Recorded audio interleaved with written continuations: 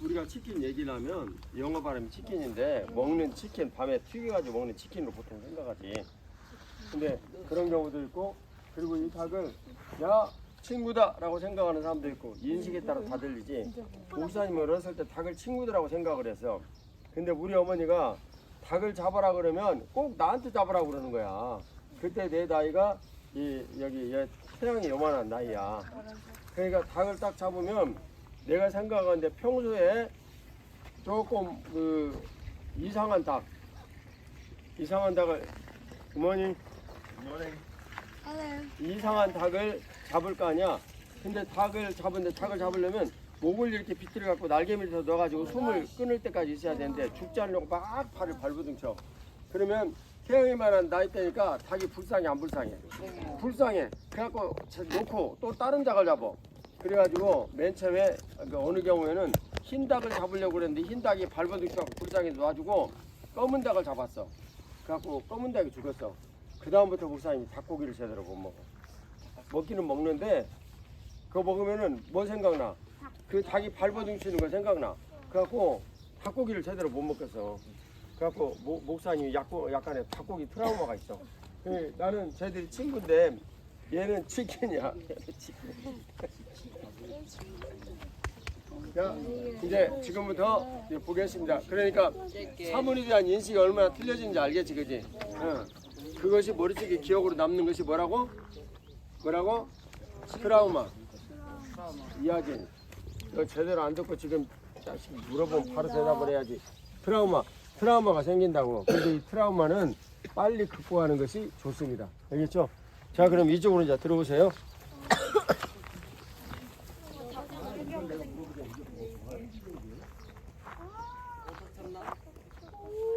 닭을 잡아야. 소리야. 거기 있으면 하나도 안 보여. 은준 앞으로 나와. 이쪽으로. 네, 이쪽으로 옆으로 와. 어디든. 아이고, 내가 참말했어. 자, 이쪽으로 와 모두. 이쪽으로. 자, 이것도 발가인데. 이건 바깔 때 이게 쓰는 거야. 이게 여기 봐봐. 저 밑에 쟁기가 있지. 그걸 이렇게 딱 가는 거 하면 양쪽으로 이렇게 딱 흙이 넘어가게 됐어. 여기 봐요 앞에. 그러면 우리나라 쟁기는 어떻게 생겼어? 이렇게. 이 한번 여기서 만든 것보다도 훨씬 지혜롭게 만들었어. 왜냐면 이렇게 만들어가지고 빗으로 이렇게 되어가지고 밀고 가면 이것이 나와가지고 옆으로 쫙 넘어지게 만들었어. 그래서 우리나라 쟁기는 이거보다 훨씬 효율적이야. 자, 이건 이제 차야. 그 다음에 이게 우리나라 쟁기하고 가장 비슷하다. 이게 옆으로 딱 넘어지게 만드는 거. 그 다음에 이게 무슨 기계냐? 이건 총 쏘는 거. 무섭게 생겼어. 그런 쓸데없는 얘기하지. 농가에 무슨 총 쏜 것이냐?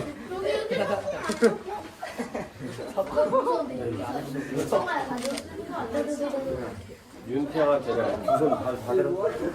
자, 얘들아, 이건 당연히 뭐 하는 얘기였어? 중학생 안 걸린다. 아니야, 바람을 일으켜가지고, 바람을 일으켜가지고 이렇게 복식하고 집을 이렇게 분리하는 이제 이런 거야. 이렇게 탈북기라고 할 수도 있겠다. 여기 있다. 아직도 하고 있다. 그 다음에 물 탱크. 못 말려면 또 못 말려고. 이걸 좀 우리하고 야, 이거 자, 이건 운반하는 거야, 것들이지. 이건 집시나 이런 걸 옮기는 이제 이런 거야. 가져가자. 이거 갖고.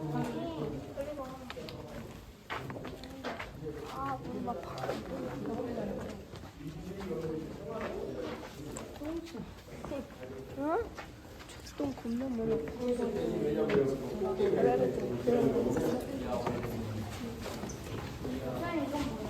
이거 세수할 때. 이건 이 집 아마 개보수를 했나 보다. 어쨌든 이런 여기 개인 집이었어요, 여기가. 여기는 식당이 식당. 그리고 대게다 개인진 옆에는 뭐가 있었냐면 소들이 같이 이게 가축들이 옆에 살았어. 그래서 여기 이런 게 물 먹고 막 이런 데인데 이그 채워놓은 데인데 이것은 자세히 묵상이 모르겠어.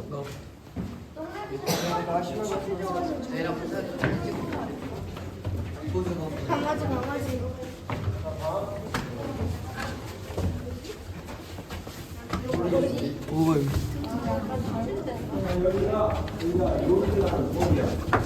아 동아 이거 머리 쓰고 나가겠다 이거. 아니 중학생 안 걸린다 그랬어요. 이거 목판이라고. 그래서 여기다가 목판을 넣고 이렇게 떼면 여기 안에 내부도 난방이 되고 그리고 여기 위에다가 그 열을 가해가지고 끓이는 거야. 그러니까 이게 이제 간접 그 난방이나 아궁이랑 똑같이. 우리나라 아궁이가 열 효율이 높을까 이게 높을까? 우리나라 아궁이. 우리나라 아궁이가 여기 높지. 직접 배우니까. 근데 편리는 우리나라 아궁이보다 이게 훨씬 더 편리해. 주부들이 여기서 쓰기가. 그러니까 서양 사람들은 그 보다 편리를 추구하기 위해서 계속 개선을 해왔어요. 예, 굉장히 노력을 하는 거죠.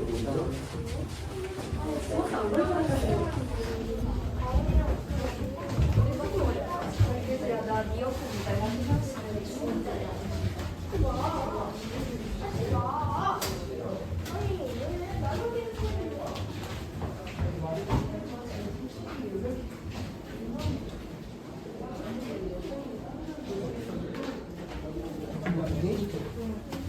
여기는 뭐겠어? 거실. 이건 재봉틀. 자, 이건 뭐겠어? 다림인데 어떻게 쓰는 다림일까요? 그 물 넣고 하는 거. 아니야. 여기 안에다 넣는 거? 숯을 여기다가 넣어가지고 대리미로 이렇게 쓰는 거야. 갈궈지는. 이해되지? 자, 여기 그 재봉틀이 여기 있는데 이 재봉틀은 손으로 이렇게 돌리게 돼 있지 옆에. 근데 이게 조금 진보를 해가지고 줄을 달아서 밑에다가 발판을 달고 발판을 돌리면서 이걸 하는 게 이거보다 좀 진보된 거야. 요 근래는 전부 다 전기로 돌아가게 만들어져 있어. 그런데 이 재봉틀을 만드는 회사 중에 브라더 이 미싱이라는 브라더 제품이 있어서 이 얘기는 중요하니까 잘 들어. 근데 이 브라더 이 미싱이 쫄딱 망했어. 왜 망했을까? 중요한 그것은 브라더 미싱이라는 회사가 굉장히 기계를 잘 만드는 회사였다는 거야. 왜 망했을까? 이 브라더 이 회사가 정상까지 올라가는 게 이제 다 변화하는 그런 시기였는데 이 사람들이 꼭대기에서 내려오고 싶지 않아가지고 아, 상당히 일리가 있네. 너 일. 상당히 일리가 있어. 틀렸어. 네? 자, 다음은 너. 네. 1일에 1일 가장 위험하다고. 일일 때가 가장 위험하다. 그 형이 말한 것도 비슷한데 네가 먼저 말했다면 네가 일인데. 자, 그다음 너. 저 똑같아요. 됐어. 자, 이게 왜는 실이 없어가지고. 실이 없어가지고 땡. 그런 어쨌든 의견을 제시하는 거 굉장히 중요해. 자, 주연이. 잘 고장나서. 살 고장나서 상당히 일리가 있는데 땡. 이 회사가 망한 이유는 주연이 반대 때문에 그런 거야. 너무 잘 절대 고장이 안 나. 기계를 얼마나 잘 만들었는지. 그러니까 한 번 기계를 산 사람은 20년, 30년 써버려. 근데 그 당시에 이 기계를 팔 수 있는 데는 한정이 되어져 있었어. 그잖아. 구미하고 뭐 예를 들면 베트남 농가에서 이거 사다가 쓰었어. 돈이 없는데. 그러니까 그 사람들이 한 번 싸면은 마르고 닳도록 써버려. 그래갖고 안 사. 어느 순간부터 브라더 비싱 그 훌륭한 기계가 안 팔리기 시작했어. 그래갖고 망해버렸어. 이것은 세계 산업 역사에서 굉장히 중요한 일이야. 지금부터 잘 들어. 일본은 케이블을 바다에다 이렇게 까는 이런 회사야. 섬이 많으니까. 그러니까 케이블을 깔 때 이 케이블이 통신을 주고받으려면 거기에 우리가 만드는 이 네모 이거 뭐가 필요해? 반도체가 필요하다. 반도체가 필요한데 케이블을 땅속에다 딱 묻어버리면 이 반도체가 자꾸 바꿀 수 있어 없어? 없어. 그러니까 무지무지하게 튼튼한 반도체 돈은 지불해도 좋다. 그래가지고 만들어 달라고 그랬어. 그러니까 일본의 뭐 도시바나 이런 반도체 회사에서 엄청나게 순도가 높고 정도가 높은 반도체를 만드는 거야. 그러니까 1원이면 생산할 수 있는 것을 10원에 생산하는 거야. 그지? 그렇게 해가지고 성공하니까 일본에서는 잘 만들었다 좋다 하고 얘기를 했어. 근데 한국에 이병철 회장이 일본 딱 갔다 오더니 우리 반도체 만든다! 라고 딱 얘기를 한 거야. 그래서 선각자들이 그렇게 중요하거든. 이병철 회장의 이 결단 하나로 우리나라 세수의 지금 20%가 결정되고 있어. 너희들 생각 잘해야 돼. 그러니까 이분들이 무슨 뭐 재벌이다 뭐다 얘기를 하고 PR을 하는 이런 거 이전에 우리나라를 살리는 일들이 그분들로부터 상당 부분 시작됐대. 정주영, 이병철, 김우중 이런 분들이 했다는 걸 절대 잊으면 안 돼. 재벌을 욕만 하면 안 된단 말이야. 뭐든지 순기능이 있고 순기능이 아닌 역기능이 있는 거야. 근데 우리나라의 이 공업 발전 역사에서 재벌들이 미친 이런 내용을 엄청난 순기능을 미쳤어. 물론 역기능도 많았어. 노동자들을 탄압하고 막 이런 것들도 많았어. 이제 산업 여러 가지 일들을 하면서 예를 들면 정주영 씨가 당제터널 이런 거 뚫으면서 경부고속도로를 뚫었어. 사람 많이 죽었어. 하지만 그 사람이 죽였다라고 말할 수는 없어. 그런 현실적인 문제가 있는 거야. 자, 어쨌든 이병철 회장이 가가지고 우리 반도체 만든다. 그래가지고 지금 용인에 있는 반도체 공장을 만드는데 그것을 1년 내에 여기 만들어. 그러니까 사람들이 죽을 지경이 되는 거야. 요즘 같으면 그렇게 만들 수 있어 없어? 있어요. 있어요. 못 만들어. 왜냐하면 인권이라는 문제가 있고 이 노동 시간의 문제가 있기 때문에. 근데 그때는 이 회사의 사장이 해! 그럼 어떻게 해야 돼? 해야 돼. 죽으나. 그래가지고 24시간 동안 불 켜놓고 일을 했어. 일을 해가지고 그게 진짜 만들어졌어. 그래서 이 우리나라에서 맨 처음에 이 만들어는 이런 내용이 뭐냐면 K디램, 메가디램 이런 게 있는데 그것은 목사님이 이 다음에 설명을 해줄게. 너희들이 지금 알아듣기가 조금 힘들어. 그래서 기회 될 때 만들어줄 텐데 그거 하면서 우리나라에 반도체가 올라가는데 우리나라 반도체가 만들기는 만드는데 수율이라는 것이 낮죠. 그러니까 완성도가 낮죠. 그래가지고 2년이나 3년 있다가 고장나버려. 그렇게 만들기는 하는데 값은 싸. 근데 일본 반도체는 10년이 가도 주야정창 먼 미싱처럼 브라드 미싱처럼 고장이 안 나. 근데 값은 10배 비싸. 근데 그때 무슨 일이 닥쳤냐면 퍼스널 컴퓨터가 애플 컴퓨터 이런 일 해가지고 퍼지기 시작한 거야. 그러니까 마이크로소프트하고 애플은 우리나라를 엄청나게 도와준 회사야. 너희들은 잘 모르지만. 그래가지고 거기에서 퍼스널 컴퓨터가 퍼져나가는데 그럼 거기에 뭐가 필요해? 반도체가 필요한 거야. 근데 이 반도체는 약 길어봐야 2년, 3년이야. 지나면 벌써 옛날 그 컴퓨터가 새로운 것이 나와갖고 뭐가 돼버려? 폐물이 돼버려. 고물이 돼버려. 그러니까 컴퓨터 회사들이 딱 보니까 일본의 도시바 10년인데 이거 한 개 사는데 100원이야. 한국의 삼성 이거 2년, 3년밖에 안 쓰는데 한 개 사는데 10원이야. 그러면 이 사이클을 생각을 하는 이 똑똑한 사업가들이 어디치 갖다 쓰겠어? 삼성 그 생각. 그때 일본 반도체가 완전히 크래시해버렸어. 그리고 삼성 반도체가 주야장창 올라갔는데 자꾸 만들다 보면 실력이 늘어 안 늘어? 늘어. 그러니까 나중에는 결국 품질도 일본을 뒤집어 엎어버렸어. 이해가 되지? 그게 우리나라 반도체 역사의 기가 막힌 일인데 이것은 목사님이 다음에 천천히 얘기를 해주겠습니다. 그런 내용이 브라드 미싱하고 삼성 반도체는 다 얽힌 내용이야. 자, 그러면 마지막 이런 모든 내용들을 다 보고 할 수 있는 식견은 어디서 생길까? 금대사님이 식견을 말씀하셔서 내가 감사하다고 인사를 했지.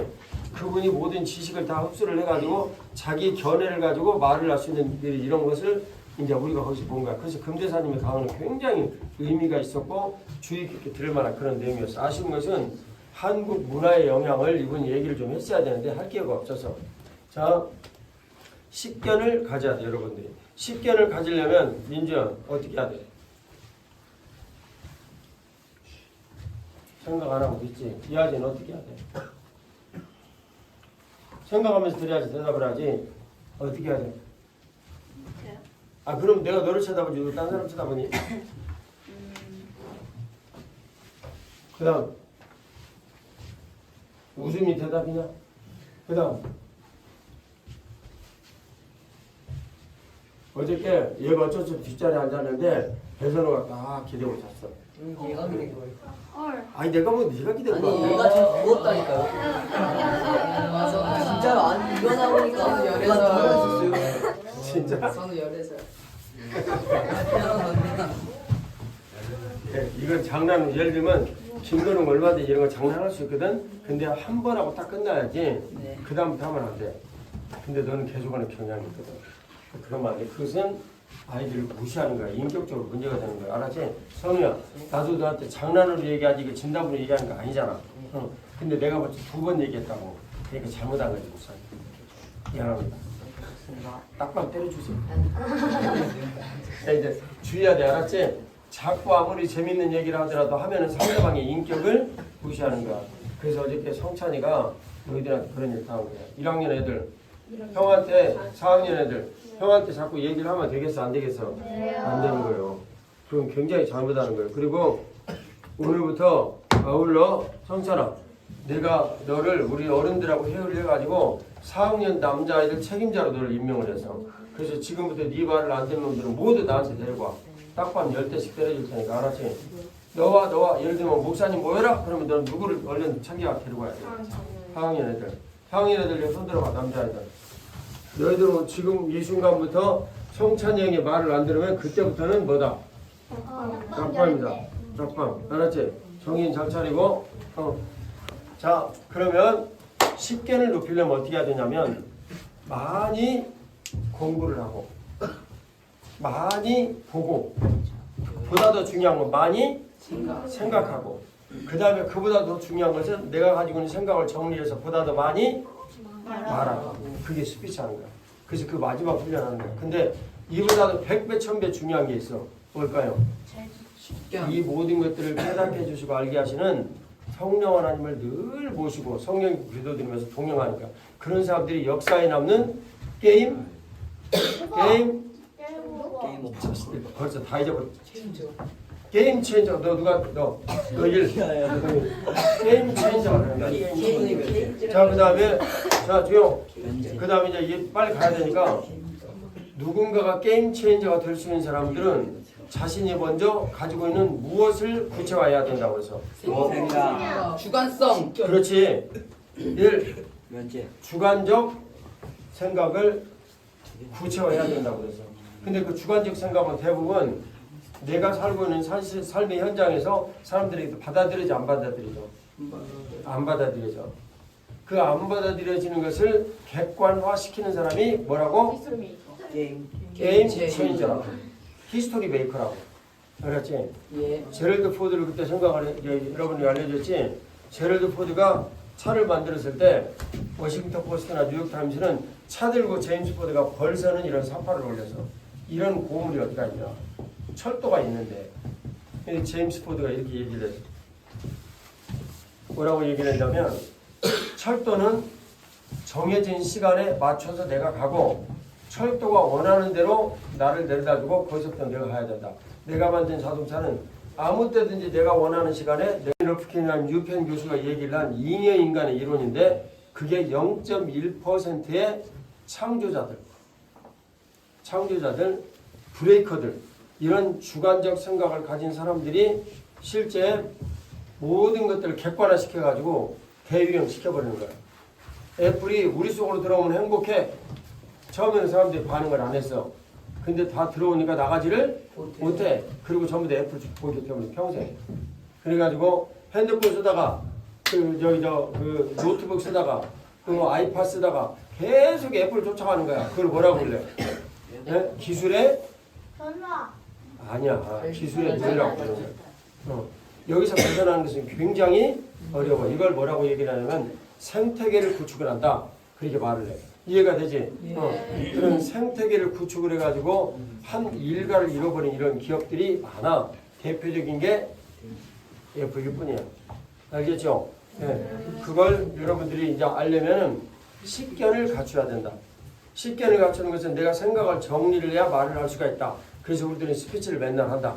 알겠습니까? 예. 할렐루야. 네. 나가 있습니다. 튀어서 퍼져나갈 건데 그걸 이따가 어디가 보는데 히틀러가 나치 전당 대회를 하고 그 회의를 했던 곳을 갈 건데 이 니른베르크 도시는 나치의 시작이자 여기는 어디냐면 나치의 몰락 2차 세계대전을 진 다음에 여기서 다 그 전범이 됐지 전쟁을 일으켰으니까 전쟁 범죄를 일으켰으니까 그거에 대한 그 처분을 하고 뭐 사형 어떤 뭐 처벌 이런 걸 받던 재판이 일어났던 곳이 바로 여기 공모 재판소입니다. 그래서 니른베르크라는 도시는 나치의 시작이자 몰락을 상징하는 도시로 알려져 있어요. 여기는 지금 2차 세계대전이 끝난 후에 그 실제로 전범들을 재판했던 그 법정에 우리가 있는 겁니다. 우리가 곧 이제 10시 반부터 15분 동안 영상을 볼 건데 그거에 대한 내용을 제가 영어면 한국말로 통역을 해드릴게요. 실제로 여기서 그 사람들이 다 서서 재판을 받고 전쟁을 일으킨 되게 주요 특별히 그 나치 친위대들거든요. 친위대 게스트 이런 사람들은 거기다 사용을 죽었다고 합니다. 나치의 전범 재판은 요즘 세계 재판이거든요. 세계 재판이라는데 이 전범 재판을 받는 이유는 인권에 대해서 어떻게 전쟁을 통해서 유리를 했는가. 그것이 역사상의 인류의 책임을 받는 거예요. 그러니까 내가 누군가를 한 사람을 이렇게 살인했다. 그래서 이 사람을 떠난 이유는 누군가에서 죽였다. 그런 사고가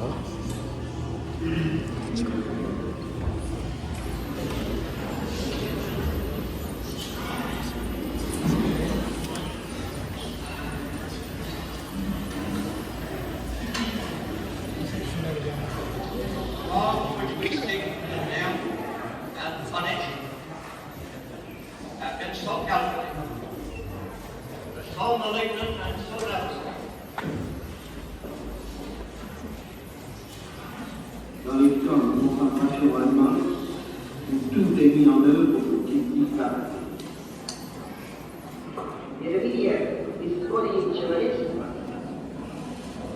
Der Handel von Sowjetunion muss völlig bei Hitler so ist es weiter wichtig, dass Ihnen Eichmann erklärte, committed crimes against peace, war crimes and crimes against humanity.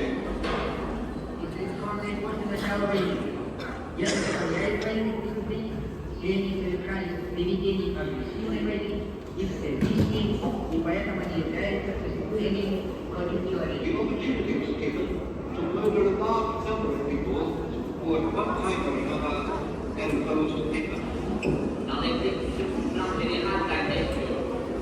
Civilization cannot tolerate being ignored. Because it cannot survive again the people.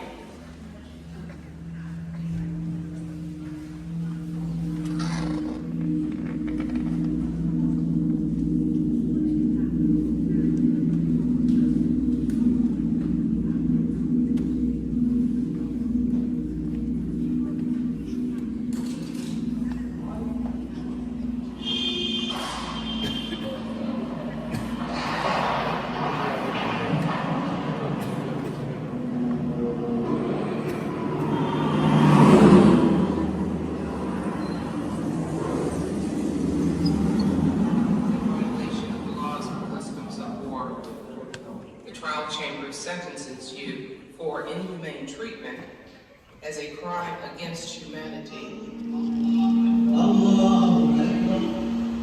Das Versprechen der Nürnberger Prozesse ist bis heute lebendig. Alle Menschen, die in einem Krieg Verbrechen begehen, müssen dafür bestraft werden. Acte d'accusation. Le procureur du tribunal pénal international au Rwanda, en vertu des pouvoirs que lui confère je plaide non coupable.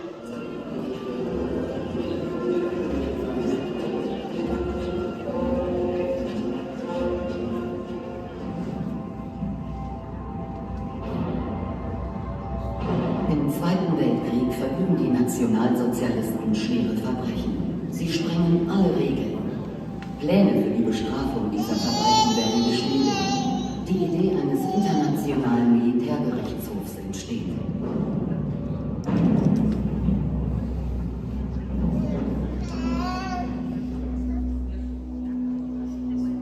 Zunächst sind sich die Alliierten dennoch uneins, wie mit Kriegsverbrechen umgegangen werden soll. Die Idee eines fairen Prozesses setzt sich jedoch gegen Vergeltung durch.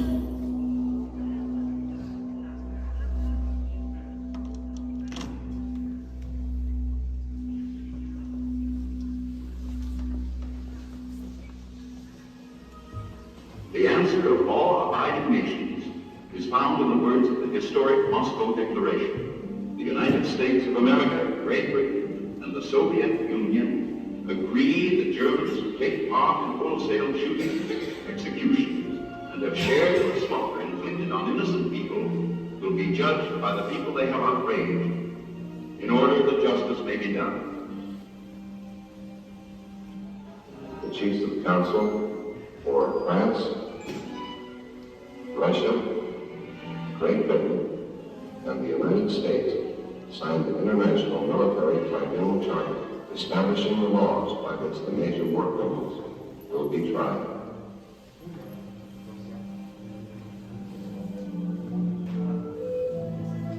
I am convinced that we have an opportunity to bring to a just judgment those who have thought it safe to wage aggressive and ruthless war. In Nürnberg wird ein geeigneter Verhandlungsort gefunden. Der Justizpalast bietet ausreichend Platz, um einen solchen Jahrhundertprozess auf den Weg zu bringen. Der Saal 600 wird aufwendig umgebaut und umfangreiche Technik eingebaut.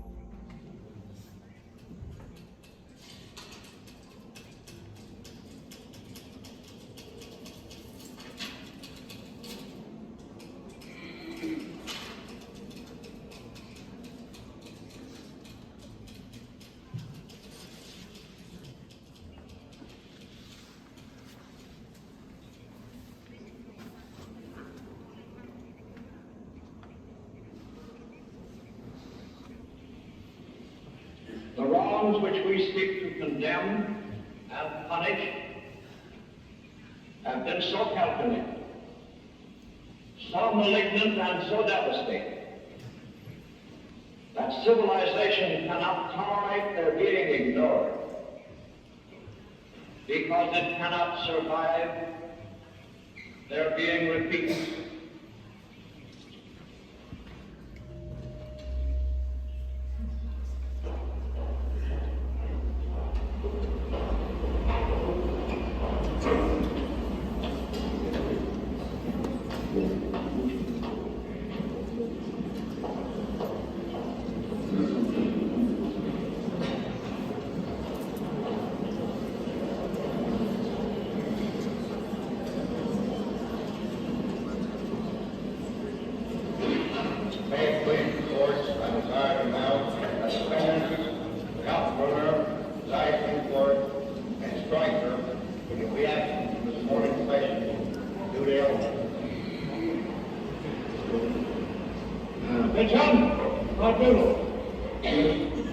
You swear to speak without taking of fear. Say the truth, all the truth, only the truth. Will you raise your right hand and say, I swear? I swear. Repeat it, please. I swear by God, the Almighty and Omniscient, and at that time, according to the Stern Bureau of Affairs, his pamphlet, which I have together in evidence, is 2168, that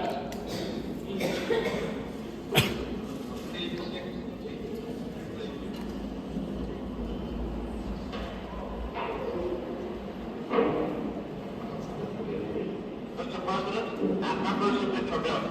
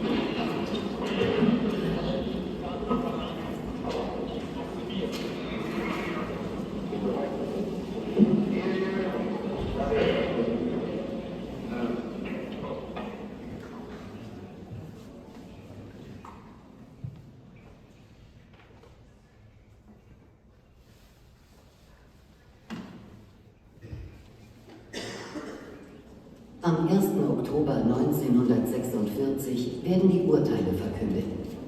Es werden 12 Todesurteile gesprochen und 7 Haftstrafen verhängt. Es gibt aber auch 3 Freisprüche. Die Welt ist sich uneins. Manche feiern den Sieg des Rechts über die Rache, anderen gehen die Urteile nicht weit genug.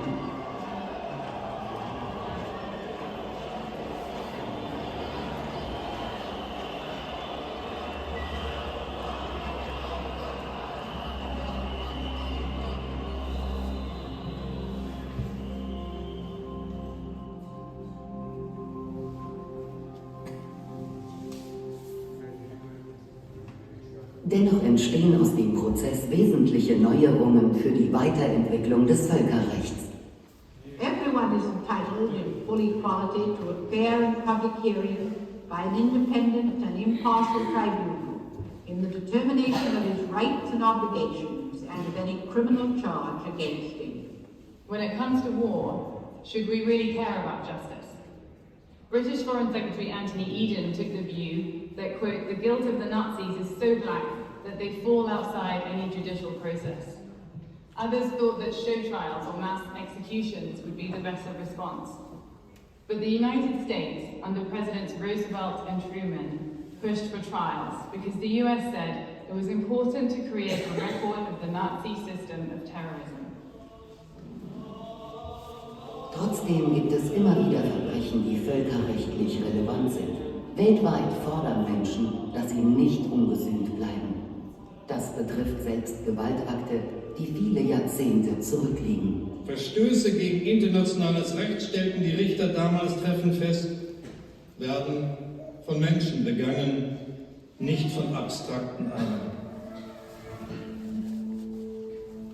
Bis der Geist von Nürnberg sich materialisiert und ein internationaler Strafgerichtshof Wirklichkeit wurde, vergingen noch Jahrzehnte. How do we get to the point where the entire nation is chanting? We will extend it. My aim today is to share our story in the hope of speaking to the failures in Srebrenica.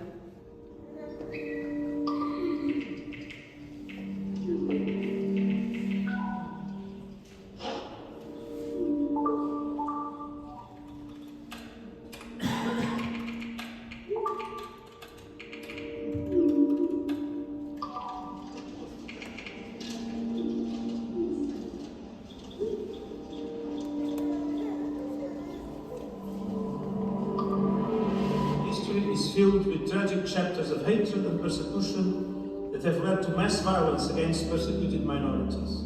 That is why the world must be ever alert to warnings, signs of genocide, and act quickly and early to avert it. The next and most important thing, of course, is to prevent it from happening again. And I'm still in the process of doing that. I have tried to make it lasting by creating a permanent international criminal court, which would certainly condemn crimes against humanity as the worst crimes you could commit. As we carry on the torch, following the seeds of international criminal justice laid in Nuremberg, we face another defining moment in the history of international criminal justice. The court is under attack by potent revisionist forces who believe that they are above the law and are willing to weaken and destroy an independent judicial institution that has the backing of 123 states parties. I know that this world needs a lot of changes, and the change of heart will have to precede the change of mind to outlaw war and any instrumentality to settle any disputes. I wish you all the best of luck. This is your Nuremberg moment. Your chance to stand on the right side of history.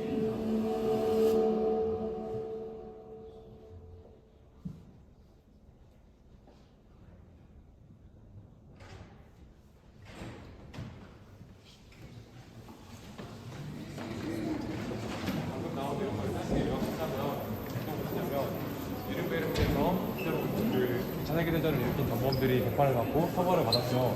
그런데 그 내용들이 그때 이후로 범죄가 또 발생했을까요? 안 했을까요?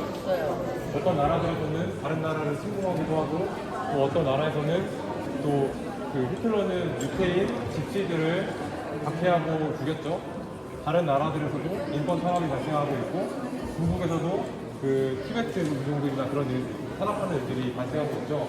그런 것들에 대해서 처벌할 수 있는 기준을 마련해야 되는데 니른베르크 재판했던 그런 일들이 정착적으로 해야 되는데 그런 일이 아직은 그 지속되고 있다. 몇십 년이 걸려서 지금도 하고 있다라는 그런 내용을 말하고 있습니다.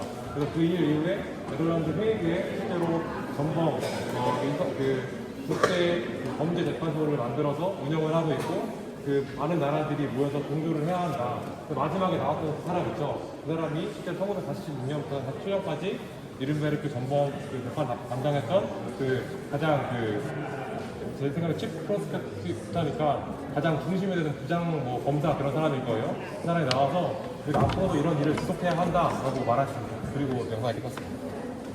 여러분 잘 보셨어요? 잠깐만 알려주세요. 잠깐만. 이제 좀 이따가 나와서 얘기가 될 거예요. 남자들이 나와서 그 얘기할 건데 그리고 가장 중요한 핵심 얘기 하나만 할게요. 여기서 이 니른베르크 법정에서 섰던 사람들은 지도자들이에요. 얘기는 어떤 한 사람이 신념이 잘못되어지면 그 신념이 잘못된 결과를 낳는데 이제 지노사이드라고 얘기하는 것은 엄청난 대량 학살 이런 것들 디제스터 뭐 이런 것은 재난이죠. 근데 이 지노사이드를 하는 이 사람들은 역사의 범죄예요. 그러니까 내가 어떤 사람을 한 사람을 살인했다 그러면 한 사람을 죽인 거야. 근데 어떤 한 사람의 결정이 만일 2천만, 3천만 이렇게 죽인다 그러면은 그것은 역사적인 이 범죄다.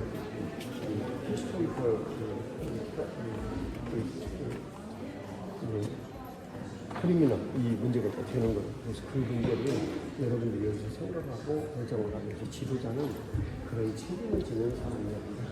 여러분들도 지도자로 서거자 되잖아요. 그 문제들을 여기서 잘 생각하고 디테일은 나중에 나가서 밑에 집사를 설명하시겠습니다. 자, 일어나고 딱 보세요. 주관을 모든 사람들이 받아들이도록 객관화를 성공한 사람이 체인체인저라고 그랬죠. 그런 사람들이 그 포드나 뭐 이런 사람들처럼 에디슨이나 이런 사람들처럼 선한 영향을 미친 사람도 있지만 자신이 가진 신념을 객관화하기 위한 시도를 하다가 세상을 모두 다 망쳐놓은 사람들이 있어요. 히틀러가 그 중에 대표적인 사람입니다. 이해가죠? 네. 이것을 이 대량 학살이라고 부르는데 영어로 지노사이드 이렇게 불러요. 대량 학살을 한 거예요. 근데 그 대량 학살의 원인은 한 지도자가 가졌던 잘못된 뭐 때문에? 신념 때문에 그런 거예요. 잘못된 신념.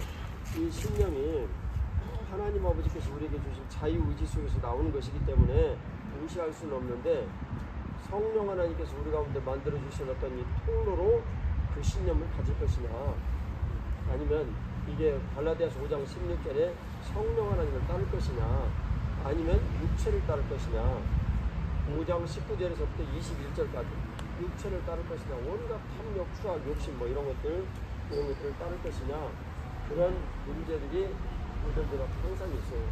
그래서 저와 여러분들은 교회가 있고 교회가 만물을 통치하도록 주님께서 하신 이상 그 일에 대해서 분명히 깨닫고 한 사람은 지도자로 누구든지 서야 해요. 우리 가운데 지도자가 아닌 사람은 한 명도 없어요. 그 가정에 가면 그 가정에서 자녀들이 지도자가 되어야 되고요. 그리고 사회에 가면 사회에서 곳곳에 지도적 영향력을 미쳐야 해. 이해 가시죠? 그래서 그 지도자들은 이제 자 왔으니까 지도자들은 뭐에 대해서 훗날 심판을 받는 거예요. 그리스도인 지도자들은 뭐에 대해서 훗날? 네. 자신의 신념. 자신의 신념에 대한 심판을 받습니다. 1. 자신의 신념에 대한 심판을 받아요. 근데 그 신념이 누구로부터 와야 한다고 말씀드렸어요? 예수님으로부터. 예수님으로부터 이 신념이 오기 위해서 우리는 교회 안에서 예수님 버리시고 그분의 몸이 되어가지고 매일매일 살면서 그분으로부터 말씀을 듣고 그것이 내 삶에서 훈련이 되어가지고 체화가 되어지도록 교회가 되어서 사는 거예요. 지금 이 자리도 여러분들이 교회에서 같이 온 거예요. 이해가시죠? 네. 자 그러면 이제 그 집사님 얘기를 드려야 되니까 한마디로 다시 요약을 할게요. 지도자는 항상 그 자기 한 일에 대한 뭐가 따른다? 책임이 따른다. 근데 그 책임은 대부분 좋은 신념을 가진 사람은 선한 영향력을 미치지만 좋지 못한 신념을 가진 사람은 엄청난 문제를 일으키는데 여기 있는 사람들이 모두 다 그런 심판을 받은 사람들이다. 그 다음에 여기 보면 장관, 또 뭐 은행 총재 이런 사람들도 있죠. 내가 비록 총칼을 들고 현장에서 범죄를 하지는 않았지만 그 범죄를 한 일들에 방조한 일들도 역시 뭘 져야 되는 거예요? 책임을 져야 되는 거예요. 이것은 양심의 문제예요. 사회 모든 현상에서 내가 그렇게 살 수밖에 없는 현장이 있다 할지라도 나중에 뭘 져야 돼요? 책임을 져야 돼요. 말 한마디 행동 하나 조심하고 지내야 돼요. 알았죠? 네. 자, 이제 시작하시죠. 우리 그 전범재판소 와서 이제 안에 들어와서 다빈 목사님하고 뭐 장로님 목사님께서 많이 설명해 주셨죠. 다 독일어로 되어 있었지만 저는 이제 크게 우리가 이제 여기에서 뭘 배울 수 있고 뭘 좀 생각해 봤으면 좋겠는지 한번 얘기를 해볼게요. 첫 번째는 우리가 좀 전반적으로 보면 이 니른베르크 전범재판소라는 건 여기는 옛날에 궁이었대요. 네, 그래서 이 궁에서 처음 이제 국제법적인 어떤 재판이 일어난 거예요. 여기서 몇 명이 이제 죄인으로서 몰려왔을까요? 데리고 와줬을까요? 죄인으로 기소됐을까요? 24명이었어, 24명. 왜 24명이었을까? 이 24명은 어떤 사람들이었을까? 이제 지도자들인데 더 정확하게 좀 더 고위 관료들, 각 조직의 책임자들이었어요. 24명에 뭐 육군도 있을 거고, 공군도 있을 거고, 해군도 있을 거고, 그리고 이제 내각, 총리도 있었었고, 뭐 이제 경제부 장관도 있었고. 그 나치 시대 때 이 독일의 어떤 이 조직들을 다 아우르는 각 조직들의 최고 수장들을 24명을 기소를 해서 재판소에 세운 거예요. 근데 여기에서 아까도 이제 목사님께서 말씀하셨죠. 이 수장들은 지도자이기 때문에 어떤 걸 지는 거예요? 책임. 근데 또 이 24명의 최고 지도자는 또 누구였어요? 나치 히틀러였죠. 근데 히틀러는 분명히 유죄를 받았겠지만 그럼에도 불구하고 이 24명 중에서 또 모두가 뭐 사형당하고 죽었을까요? 아니면은 아무런 뭐 정죄 없이 풀려난 사람들도 있었을까요?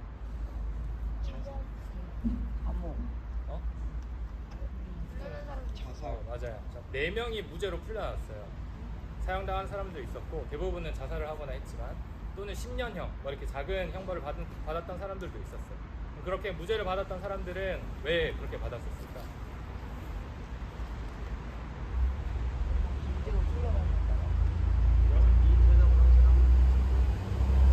약간 비슷한 능력을 이야기를 했는데 히틀러 말만 따라서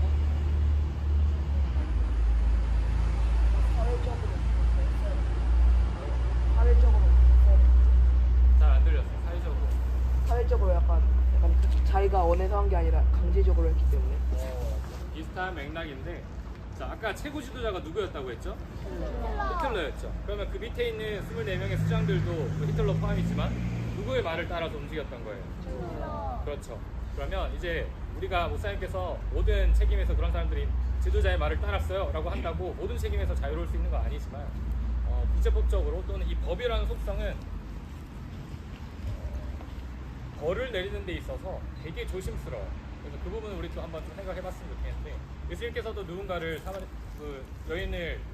가늠한 여인을 왔을 때 모두가 둘러서서 막 돌을 내리치려고 했을 때 뭐라고 하셨어요? 죄 없는 사람이 너희 중에 죄 없는 사람이 돌로 쳐라 말씀하셨죠. 기독교의 기본 정신도 마찬가지고 우리가 영미법이라고 하는 이 기본 모든 법의 근원은 모든 것을 이제 좀 조심스럽게 벌을 내리는 쪽으로 다 짜여져 있어요. 그래서 모든 사람들이 24명의 나치의 무능한 조직의 수장들이라면 모두 다 큰 벌을 받았어야 될 것 같지만 철저하게 그런 어떤 법의 체제 안에서 변호사들도 다 붙어가지고 증거들을 가지고 기소를 하면서 이런 증거를 봤을 때 이 사람의 죄는 이겁니다.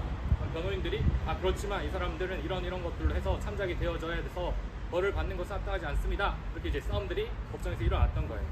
그래서 그럼에도 불구하고 4명은 무죄를 받았어요. 이런 사람들은 어떤 사람들이었냐면 중앙은행 총재, 그리고 이제 총리, 또는 이제 방송국의 담당 이제 최고위직, 이런 사람들은 이제 나치의 어떤 정권에 이렇게 좀 잘 돌아가도록 협력을 하긴 했지만 직접적으로 사람들을 죽음으로 몰아가고 전쟁 범죄를 일으키는데 직접적인 관여를 했다라고 볼 수 있는 증거는 없다라고 해서 무죄를 받았던 거예요. 우리가 첫 번째로 생각해야 될 건 뭐냐면 이 전쟁으로 3,300만 명이나 죽었잖아요. 정말로 많은 사람들이 죽었기 때문에 누군가에게 책임을 물어야 되고 우리가 생각했을 때는 그냥 대부분 사람을 죽여야 마땅하잖아요. 그럼에도 불구하고 우리가 철저하게 누군가 어떤 잘못을 했고 가려서 가장 높은 지도자로부터 내려오는 이 체제 안에서 단순히 내가 지도자의 말에 따랐다라는 것만 가지고 모든 사람들을 또 죄로 몰 수는 없다라는 어떤 그런 부분들이 있었어요. 그래서 좀 가장 중요한 포인트 하나는 자, 지도자는 가장 큰 책임이 있다. 그리고 그 지도자를 따름에 있어서 우리가 항상 조심해야 되고 깨어 있어야 하고 모든 어떤 책임에서 잘 우리가 지켜야 한다는 것도 있지만 또 하나는 누군가를 정죄함에 있어서 조심해야 한다. 이런 부분을 또 배울 수 있겠죠. 그래서 이게 24명이 기소되고 첫 재판이 이제 니른베르크 전범 재판이라고 유명해졌어요. 그리고 나서 또 계속 재판이라고 해서 13건의 또 재판들이 있었는데 이곳에서 그 다음은 뭐 이제 의사들 생체 실험도 하는 의사들도 있었겠죠. 그런 사람들도 재판을 받았고 경영자들 독일 나치에 협력했던 경영인들도 재판을 받았어요. 그러면서 각 사회 각계에 펼쳐져 있었던 많은 이제 대표자들이 와서 니른베르크 전범 재판소에서 재판을 받고 이후에는 또 쭉쭉쭉 내려가서 연합국이 점령한 지역 안에서 각각의 또 어떤 재판들이 일어나면서 뭐 실제로 일을 했던 실무자들, 그냥 이제 최종 지도자는 아니지만 더 낮은 급에 있는 관리자들 이런 사람들도 다 재판에 이루어지고 좀 자기들이 잘못하는 거에 대한 책임들을 다 졌었어요. 그래서 이 니른베르크 전범 재판을 기초로 해서 이제 우리가 아까 다빈 집사님도 잠깐 언급을 했지만 국제 이 관계 속에서 가장 또 중요한 흐름 중에 하나인 국제법이라는 게 이제 만들어지기 시작하는데 제가 아까 함부로 정죄할 수 없다라고 했죠. 정죄의 근거는 뭐죠? 사탄이 우리를 정죄할 때 뭐를 근거로 정죄를 해요? 지은 죄, 율법. 율법을 근거로 죄를 정죄를 하죠. 아니, 누군가가 우리를 너가 잘못했다라고 할 때는 분명한 근거를 가지고 이야기를 해야 돼요. 자, 이게 기준인데 너가 이 기준에서 벗어났어. 그게 이제 죄가 되는 거죠. 그럼 이 기준은 누가 만드는 거예요? 사람들이 만드는 거죠. 되게 중요한 포인트였어요. 자, 이 니른베르크에서 법을 지금 이제 누군가 처벌을 해야 돼. 아, 전쟁 범죄가 되게 나쁜 거라는 건 알겠어요. 너가 사람을 죽였어. 근데 뭔가 되게 나쁜 거라는 건 아는데 자기가 직접 칼을 들고 죽인 건 아니에요. 그러니까 이 전쟁이라는 거를 일으킨 어떤 되게 높은 지도자들을 좀 처벌을 해야 되는데 그럼 그 사람들을 어떤 법으로 처벌을 하지? 처벌할 마땅한 근거가 없는 거예요. 명확히 잘못한 건 알겠지만 무슨 죄를 덮어 씌우지? 그런 근거가 없었기 때문에 이 니른베르크 전범 재판이 이루어지면서 그런 이제 국제법들의 기초들이 이제 만들어지고 그리고 이후에 이제 국제형사재판소라는 앞으로 계속해서 이 이후에도 어떤 이런 국제적인 범죄들이 많이 있기 때문에 그런 범죄들을 이제 재판할 수 있는 제도가 만들어지기 시작했어요. 이제 마지막으로 이 하나를 또 얘기하고 싶은데 자, 법은 사람이 만드는 거라고 했죠. 자, 이 법을 사람을 만들 때 이 전쟁은 누가 승리를 했죠? 연합국이 승리를 했죠. 그럼 이 법은 누가 만들었을까요? 연합국 중심으로 만들어졌어요. 그런데 우리 2차 세계대전에서 3,300만 명이 죽었다고 했는데 독일 사람들은 얼마나 죽었을까요? 독일 사람들도 550만 정도가 죽었어요. 거기에는 민간인들도 있었어요. 연합국도 폭격을 해서 민간인들이 죽었고 연합국도 뭐 이제 민간인들을 동유럽에서 서유럽으로 추방시키는 과정에서 수많은 민간인들이 죽었기 때문에 자, 동일한 기준으로 보면 만약에 독일이 전쟁에서 승리를 했어요. 그럼 누가 전범재판을 받았을 수 있을까? 연합군의 지도자들이 전범재판소에 세워졌을 수도 있겠죠. 이게 이제 헤게모니 싸움이라는 건데 국제법은 특히나 이게 강해요. 왜냐하면 국제법을 누가 다 통솔하고 국제법을 이제 만든 사람들이 누구죠? 명확하지가 않죠. 유엔이라는 우리가 조직을 알고 있지만 자, 유엔의 대빵이 누구죠? 유엔 사무총장인데 자, 대빵이라는 게 사실 불분명해요. 그렇다면 그 조직이 어떻게 보면 힘이 없다는 이야기일 수 있어요. 미국이 이제 주도해서 이끌어가지만 미국이 뭐 트럼프나 이런 사람들은 또 미국에서 자기 유엔의 역할을 하기를 싫어하죠. 트럼프가 되면 또 이제 약간 유엔이 막 중구난방이 돼서 너도 나도 막 내가 이끌어갈래 이렇게 되면서 힘이 약해지는 경우도 생기고 그럼 그 산하에 있는 모든 국제기구들, 국제법을 실행하는 조직들 이런 것들이 또 다 힘이 약해질 수 있겠죠. 그래서 이런 국제법 관계에서는 누가 힘을 잡고 이거를 이제 주도해서 이끌어가느냐 이게 엄청난 중요한 주제이고 이 니른베르크 전범재판소도 우리 연합국이 이겼기 때문에 연합국의 우리 뷰, 승자의 뷰예요. 우리는 그 속에 속한 사람들이었고 일본도 독일도 이 전범재판소라는 틀 안에서 다 재판을 받고 책임자들이 다 이제 사라졌어요.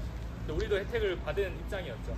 근데 만약에 우리가 졌다면 우리는 정말 피해보고 힘든 사람들이었지만 우리의 지도자들도 이 전범재판소에서 전범재판이라는 미명하에 재판을 받을 수도 있었던 거예요.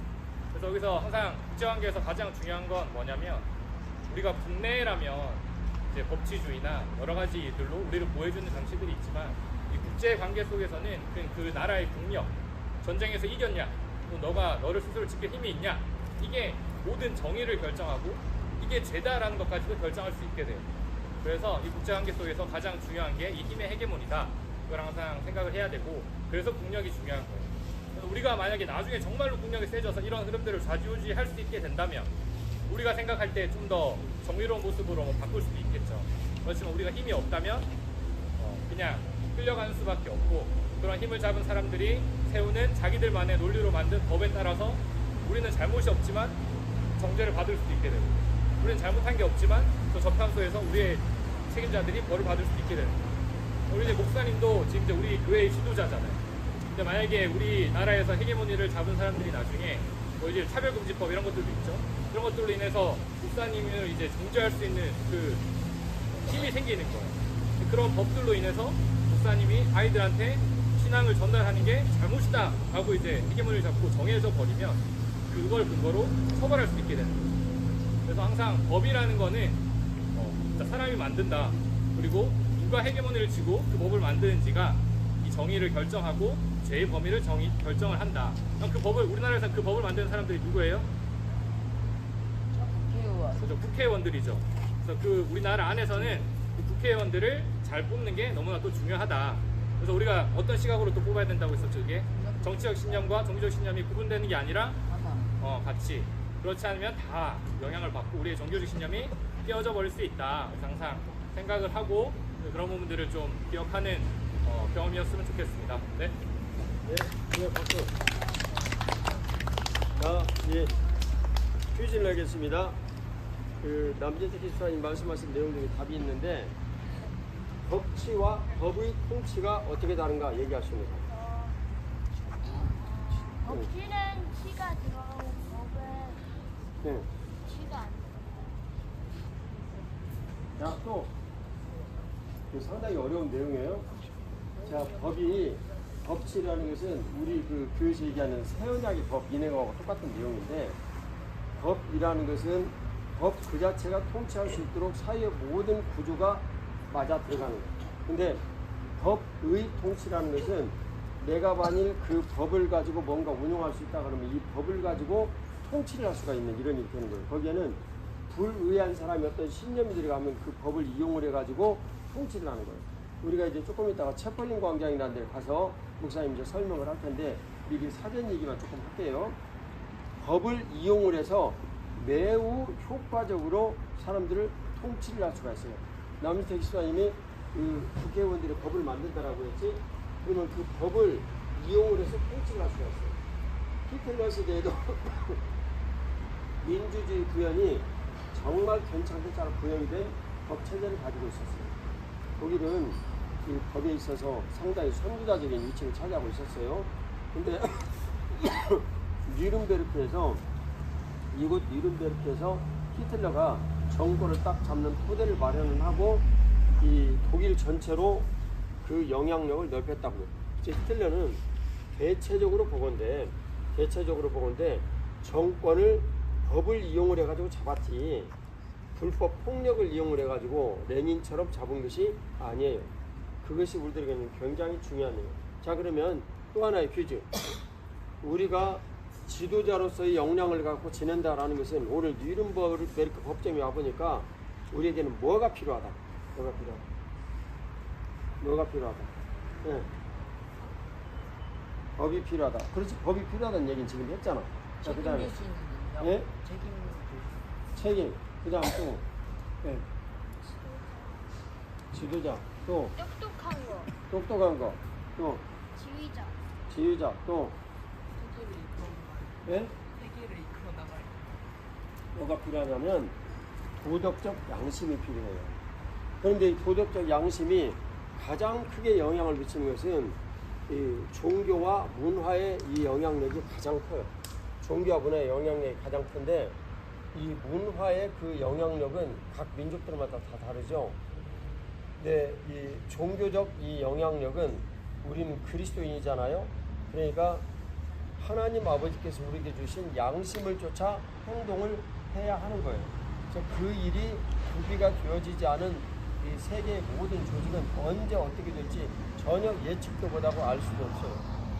성군이 되어지면 똑똑하고 또 거기에다가 도덕적으로 바르고 그런 사람은 올바른 통치를 하겠지만 그러지 못한 사람들은 자기들이 가지고 있는 신념 때문에 그 지도자의 지도를 받는 사람들은 모두 다 고통을 당해 안 당해?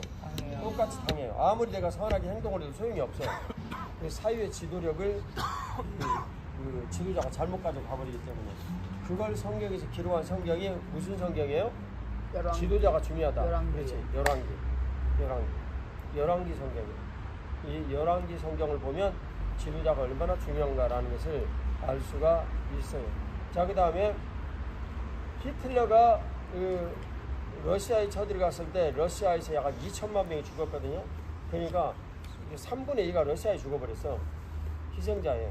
그래서 러시아가 발언권이 세진 거예요.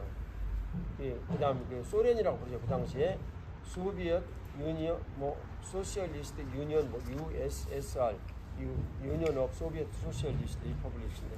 자, 근데 이 사람들의 발언권이 굉장히 써진 거예요. 어마어마한 사람이 죽어버렸어요. 그래서 소련 내부에서 우리 이만 항복해야 될까 보다라고 얘기를 했는데 소련 사람들이 굉장히 기질이 강해가지고 항복을 안 했어요. 그리고 결국 겨울이 오기를 기다렸는데 아니나 다를까 겨울이 딱 오니까 히틀러가 그때 어떻게 할 수가 없어가지고 스탈린그라드에서 마지막 엄청난 전투를 벌이다가 모두 다 퇴각을 하면서 정말 소수의 사람만 살아남고 죄에 죽어버렸어요. 헤르만 괴링이라는 사람 여러분 들었죠? 공군 책임자. 그 다음에 저쪽 아프리카 북부에서 열심히 전투를 했던 롬멜이라는 이 탱크전에 아주 도사가 있었어요. 근데 이 히틀러가 이 소련을 침범을 하려고 얘기를 할 때 히틀러는 무슨 일이 가야 된다. 왜냐하면 히틀러는 두 가지를 싫어했는데 유태인하고 공산주의를 무지무지하게 싫어했어요. 보통 시간 정도가 아니야. 그러니까 공산주의는 없어져야 될 놈들이다 라고 얘기를 한 거예요. 우리에게 좀 독특한 내용이죠. 공산주의를 무지무지하게 싫어해서 침범을 하고 결정했는데 히틀러의 모든 참모들은 단 한 명도 거기에 찬성한 사람이 없었어요. 왜 히틀러는 거기를 갔느냐. 공산주의를 싫어하기도 했기 때문에 그 이면에는 이 전쟁을 진행하기 위해서는 자원이 필요했어요. 특히 자원 중에 필요한 게 석유, 이런 자원들이 필요했어요.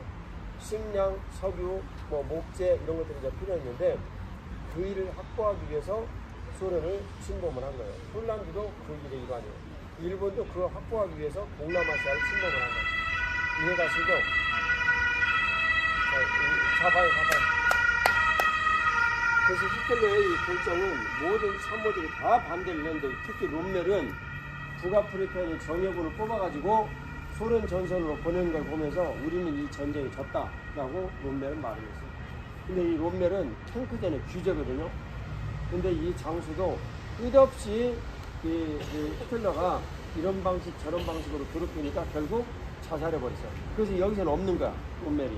괴링은 있잖아요. 저기 헤르만 괴링은 있는데 롬멜은 없는 거예요. 롬멜은 자살해버리고 죽어버렸어.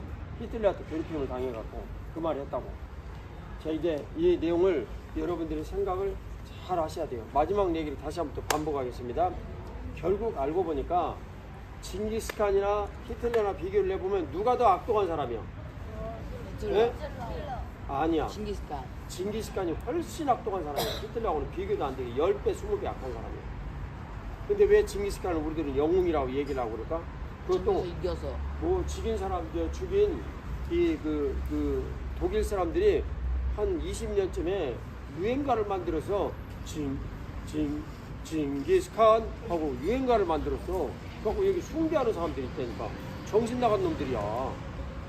근데 이 징기스칸이 사실은 히틀러하고 비교를 해보면 비교도 안 될 정도로 악한 사람이에요. 그보다는 조금 덜하지만 알렉산더도 비교도 안 될 정도로 악한 사람이에요. 어마어마하게 많은 사람들을 죽였어. 하나님 아버지께서 만든 세상에서의 이 기록을 보면은 그것을 볼 수 있는 눈이 있어야 돼. 근데 그걸 볼 수 없으니까 전부 다 학교에서 배운 대로 뭐 알렉산더는 무슨 뭐 동방과 서방의 그 뭐 문화의 교류. 아니 동방과 서방의 문화 교류를 할 필요가 뭐 있어? 자기들 나름대로 잘 사는데. 목사님 말 틀려 맞아? 맞아요. 맞아. 왜니 교회 편히 사람들 잘 사는 사람들한테 가가지고 이들 내 땅 내놔라, 네 땅 내놔라 싸워가지고 사람 다 죽이고 그럴 필요가 뭐가 있냐고. 그러니까 이게 역사 해석가들이 가지고 있는 신념인데 성경적 내용으로 보면 이것이 얼마나 바보 같은 엉터리인가를 알 수가 있어요. 만일 미국에서 일본이 지지 않고 일본이 이겼어. 그러면 우리나라도 좋았을까 안 좋았을까? 세상적인 시각으로 보면 엄청나게 좋았어요.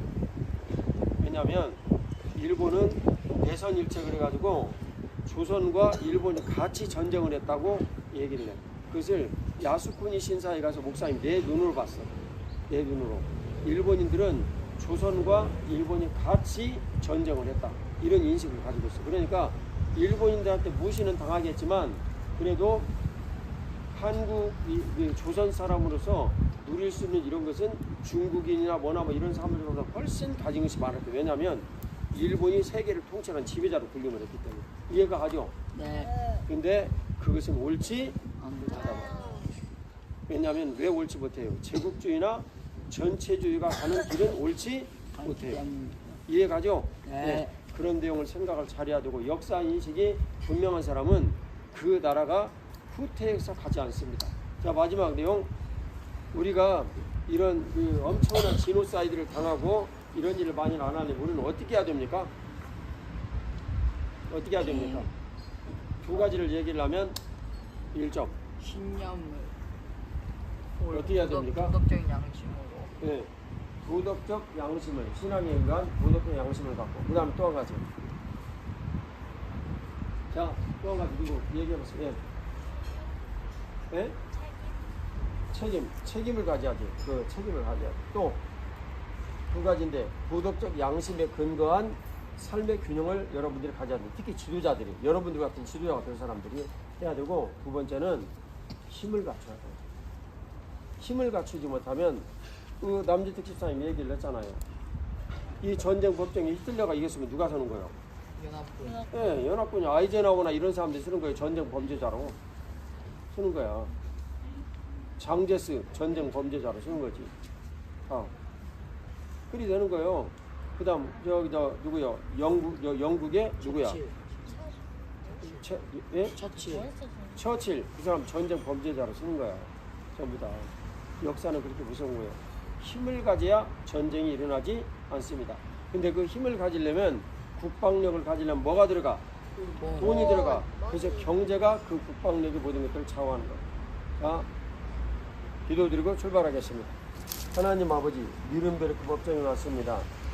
역사가 우리에게 가르쳐주는 이런 일들을 지도자의 길을 가야 될 우리 아이들이 잘 배우게 하시고, 하나님 아버지 역사를 통해서 우리 민족이 이런 입장을 당하지 않으려면 어떻게 해야 되는지 도덕적 양심을 그리스도인으로서 잘 갖고 내가 살아가는 방식을 누군가 전해야 하고, 하나님 아버지 우리가 힘을 갖지 아니하고 공력을 키우지 아니하면 언제든지 강한 나라가 우리를 늑대처럼 살펴볼 수 있다는 것을 기억하게 하여 주옵소서. 예수님 이름으로 기도드리옵나이다. 자, 각자 한 차로가 채펄린 비행장 저쪽에 한번 보세요. 이게 채펄린 비행장인데 그 채펄린 비행장에서 나치가 뉘른베르크 이쪽 지역에 승기를 점하기 위해서 그 행사를 했던 거죠. 그러니까 선거가 끝난 다음이냐, 선거 전이냐? 선거 전이요. 그 선거 다음에 여기를 선거 다음에? 선거 다음에 원래는 비행장이었는데 근데 하긴 위에서는 선거 전이 맞잖아. 저게 지금은 운동 경기장으로 쓰이는데 채펄린 경기장 여기 나치가 대회를 했던 그 강대하는 이쪽만 남아 있어. 근데 우리들에게는 그게 굉장히 많은 의미가 있어서 그걸 이다빈 집사님 설명을 해주겠고, 누가 설명한다고 그러지? 네가 설명하네. 그다음에 저기는 그 나치 그 전범들과 그 관련된 모든 내용의 기록들이 있는 기록 그 박물관이야. 이제 저기도 가보면 뭐 유익하고 참 좋겠는데 너희들이 거기 가서 볼 수 있는 다 독일어 안내문이 그걸 쉽지가 않고 그래서 여기에서 바라보고 설명하고 저기는 넘어가도록 하겠습니다. 자, 시작하세요. 자, 여러분, 우리가 그 스위스를 잘 떠나서 어제 독일 링고슈타트에 와서 오늘부터 이제 아우니치의 그 후반전이 시작되는 그런 날입니다. 그래서 뉘른베르크부터 시작해서 잠깐 저희가 원래는 베를린으로 바로 가야 하는 일정이었는데 이제 저희가 유럽에 왔는데 또 바로 옆에 있는 체코를 들으지 않을 수가 없어서 사실 프라하를 들르는 거는 가는 길에 들르는 이유고요. 이제 원래 아우니치를 계획했을 때는 후반전은 이제 뉘른베르크, 베를린이었습니다. 뉘른베르크랑 베를린에서 가장 중요한 것은 무엇일까요? 여러 가지가 있겠지만 한 가지만 한 사람만 꼽는다면 히틀러. 히틀러에 대한 내용을 저희가 후반전에 잘 다루고 가야 할 겁니다. 그래서 계속 설명하는 것들이 반복이 되어질 텐데 설명을 잘 듣고 좀 우리가 뉘른베르크를 들으고 또 떠나고 또 베를린에 가고 하는 그 시간들을 통해서 이런 내용들을 잘 이해하고 또 목사님 설명을 또 그런 배경에서 잘 이해하고 좀 들었으면 좋겠습니다. 자, 이게 되게 중요한 시점이에요. 다시 또 설명을 하겠지만 여러분 히틀러가 1930년에는 나치당이 그렇게 큰 당이 아니었어요. 그냥 아무도 모르는 되게 작은 당이었어요. 1930년. 그런데 1930년에 그 나치가 처음 선거에서 승리한 지역이 어딜까요? 바로 뉘른베르크입니다. 그래서 뉘른베르크가 나치의 시작이라고 해요. 근데 그때 사실 여기는 뭐 독일에 엄청 크니까 뉘른베르크는 작은 그냥 뭐 도시 하나에 불과한데 히틀러의 부하 중에서 유명한 사람이 있어요. 선전을 잘한 사람. 그렇죠. 게벨스. 네. 게벨스가 어떤 일을 했냐면 뉘른베르크에서 선거에서 이긴 거를 엄청 대단한 승리라고 포장을 하고 선동을 해가지고 독일 전 지역에 히틀러라는 사람의 이름이 높아지도록 역할을 했습니다. 하나의 도시에 승리한 것 뿐인데 그 일로 인해서 게벨스가 선동을 많이 하니까 독일 전 지역에 히틀러라는 사람이 엄청나게 그런 신흥으로 되게 떠오른 유력한 정치인이구나라는 이미지가 각인이 되게 되었어요. 근데 1930년에 되게 작은 정당이었고 뉘른베르크에 처음 승리를 했는데 나치가 나중에는 독일 전역을 다 장악하게 되었죠. 언제 얼마나 걸렸을까요? 시간이? 3년 걸렸습니다. 처음 여기서 승리를 하고 되게 작은 정당이었는데 한 번 승리를 한 다음에 독일 전 지역을 다 통합하기까지 3년밖에 안 걸렸어요. 왜 3년밖에 안 걸렸을까? 라는 내용을 여러분들이 베를린에 가서 배울 겁니다. 한번 생각해 보세요. 지금 답을 안 드릴 테니까 왜 3년밖에 안 걸렸는데 히틀러가 독일 전 지역을 이렇게 주무를 수 있게 되었는지 왜 한번 생각을 해보시면 좋을 것 같습니다. 마찬가지로 또 생각해 볼 수 있는 거는 그런 동일한 일이 우리나라에 있을 수 있을까 없을까 생각을 해보면 좋을 것 같아요. 지금 우리나라는 되게 정치적으로 물론 여러 가지 어려움들이 있지만 그래도 정상적인 국가의 길을 가고 있죠. 그런데 우리나라 또한 3년이라는 시간 안에 정상적인 국가에서 북한처럼 비정상적인 국가로 갈 수도 있다. 그게 실제로 독일에서 일어났다라는 걸 여러분이 기억을 했으면 좋겠습니다. 자, 그건 그렇고 여기는 뉘른베르크입니다. 그래서 뉘른베르크는 나치의 시작이기 때문에 히틀러는 독일 제국이 쫙 퍼져서 전 세계, 전 유럽을 통일하고자 했어요. 그리고 와서 이 뉘른베르크 지역을 나치의 통일이 되면 제국으로 세우고 싶었다고 합니다. 그래서 보면 이 건물 엄청 크죠? 우리 옆에 있는 저 체펠린 비행장, 여기 체펠린 비행장인데 우리가 갈 겁니다. 저 건물도 되게 커요. 이것도 크죠? 네, 히틀러는 이런 식으로 되게 큰 건물들을 이 뉘른베르크 지역에 짓고 싶어 했어요. 저거는 우리가 지금 한쪽 단면을 보고 있는데 또 건너편 모습은 안 보여요. 근데 보면 살짝 저기 왼쪽에 회색 그런 모양이 있죠. 그리고 좀 둥글게 되어 있죠. 저거는 어떤 거를 모방해서 만든 것일까요? 콜로세움. 맞습니다. 네, 이탈리아에 있는 콜로세움을 모방해서 만들었어요. 그래서 저건 어떤 건물이냐면 나치가 의회 건물로 썼던 그런 건물입니다. 그래서 1933년에 히틀러가 전권을 다 잡고 난 이후에 그때부터 이 지역에 의회로 사용을 했어요. 그런데 히틀러가 전쟁을 일으키고 나서부터는 저거를 다 완공하기 여러 개 부족했겠죠. 전쟁에 많은 물자를 투입을 해야 되니까. 그래서 아직은 원래 계획은 그 지붕을 쌓을 계획이었는데 쌓지 못하고 끝났다고 합니다. 그리고 와서 전쟁이 졌으니까 여전히 완성되지 못한 상태로 남아 있겠죠. 지금은 여기다가 어떻게 했냐면 독일 그리고 일본 둘 다 전범 국가죠. 독일과 일본의 차이는 무엇이죠? 독일은 철저히 모든 것들을 인정하고 사과를 하고 그다음에 그런 내용들을 다 후세에 알리기 위해서 많은 노력을 했지만 일본은 미적지근한 태도로 일관하고 때로는 말을 바꾸기도 하고 하는 등 그런 식으로 하고 있죠. 그리고 후세 사람들은 지금 태어난 그 다음 세대들은 일본이 어떤 일을 저지르는지 잘 모르는 경우도 많이 있죠.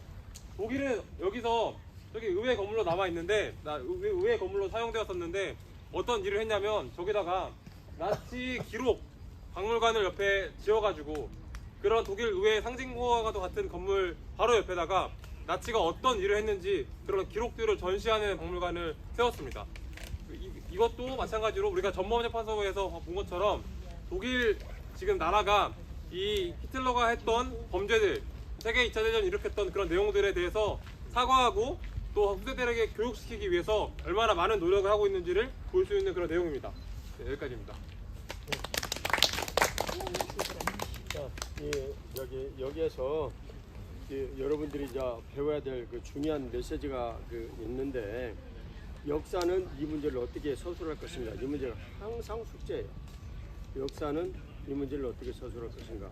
근데 너무나도 의외로 국제정치의 문제는 힘에 의해서 좌우되어지는 이런 정치이지 도덕적 양심에 의해서 움직여지는 이런 정치가 아니더라는 거예요. 징기스칸이 서양에 갔을 때 어떤 범죄를 저질러냐면 거기에 있는 모든 사람들을 다 모아가지고 죽여가지고 죽인 사람들의 머리를 성곽 성문 입구에다가 이렇게 산처럼 이렇게 무더기로 이렇게 다 싸놨어요. 그러니까 그 공포가 거의 극심할 정도로 심했습니다. 히틀러가 저지른 이런 범죄, 아우슈비츠에 지른 범죄나 여기 징기스칸이 저지른 범죄나 뭐가 다르겠어요? 그 사람이 훨씬 더 심각한 범죄자예요. 그런데 시간이 지나가 모든 문제들을 기록을 하면서 징기스칸에 관한 이런 기록들은 승자의 기록으로 바뀌었어요. 그것을 승자의 독식이라고 얘기를 하고 패자는 패자의 저주라고 말을 합니다. 그래서 이 문제가 얼마나 심각한 문제가 됐는가. 자, 생각을 해봐요. 일제 강점기를 통해서 우리를 지배를 했는데 일본 제국주의가 승리를 했어요. 그래서 미국하고 적당한 타협을 했거나 아니면 뭐 불가능하겠지만 미국을 점령을 했거나 얘기를 해가지고 일본이 중국의 한 반절, 그 다음에 한반도, 동남아시아의 많은 나라를 다 지배를 했다라고 가정을 합시다. 가정을 했다라고 얘기를 해보면 그러면 역사의 모든 내용은 또다시 바뀌는 거예요. 또다시. 굉장히 중요한 내용인데요. 이 모든 역사의 흐름의 와중에서 우리가 우리 자신을 잘 지키고 지내려면 우리는 뭐가 있어야 된다. 딱 한마디로 요약하면 뭐가 있어야 된다. 힘이 있어야 된다.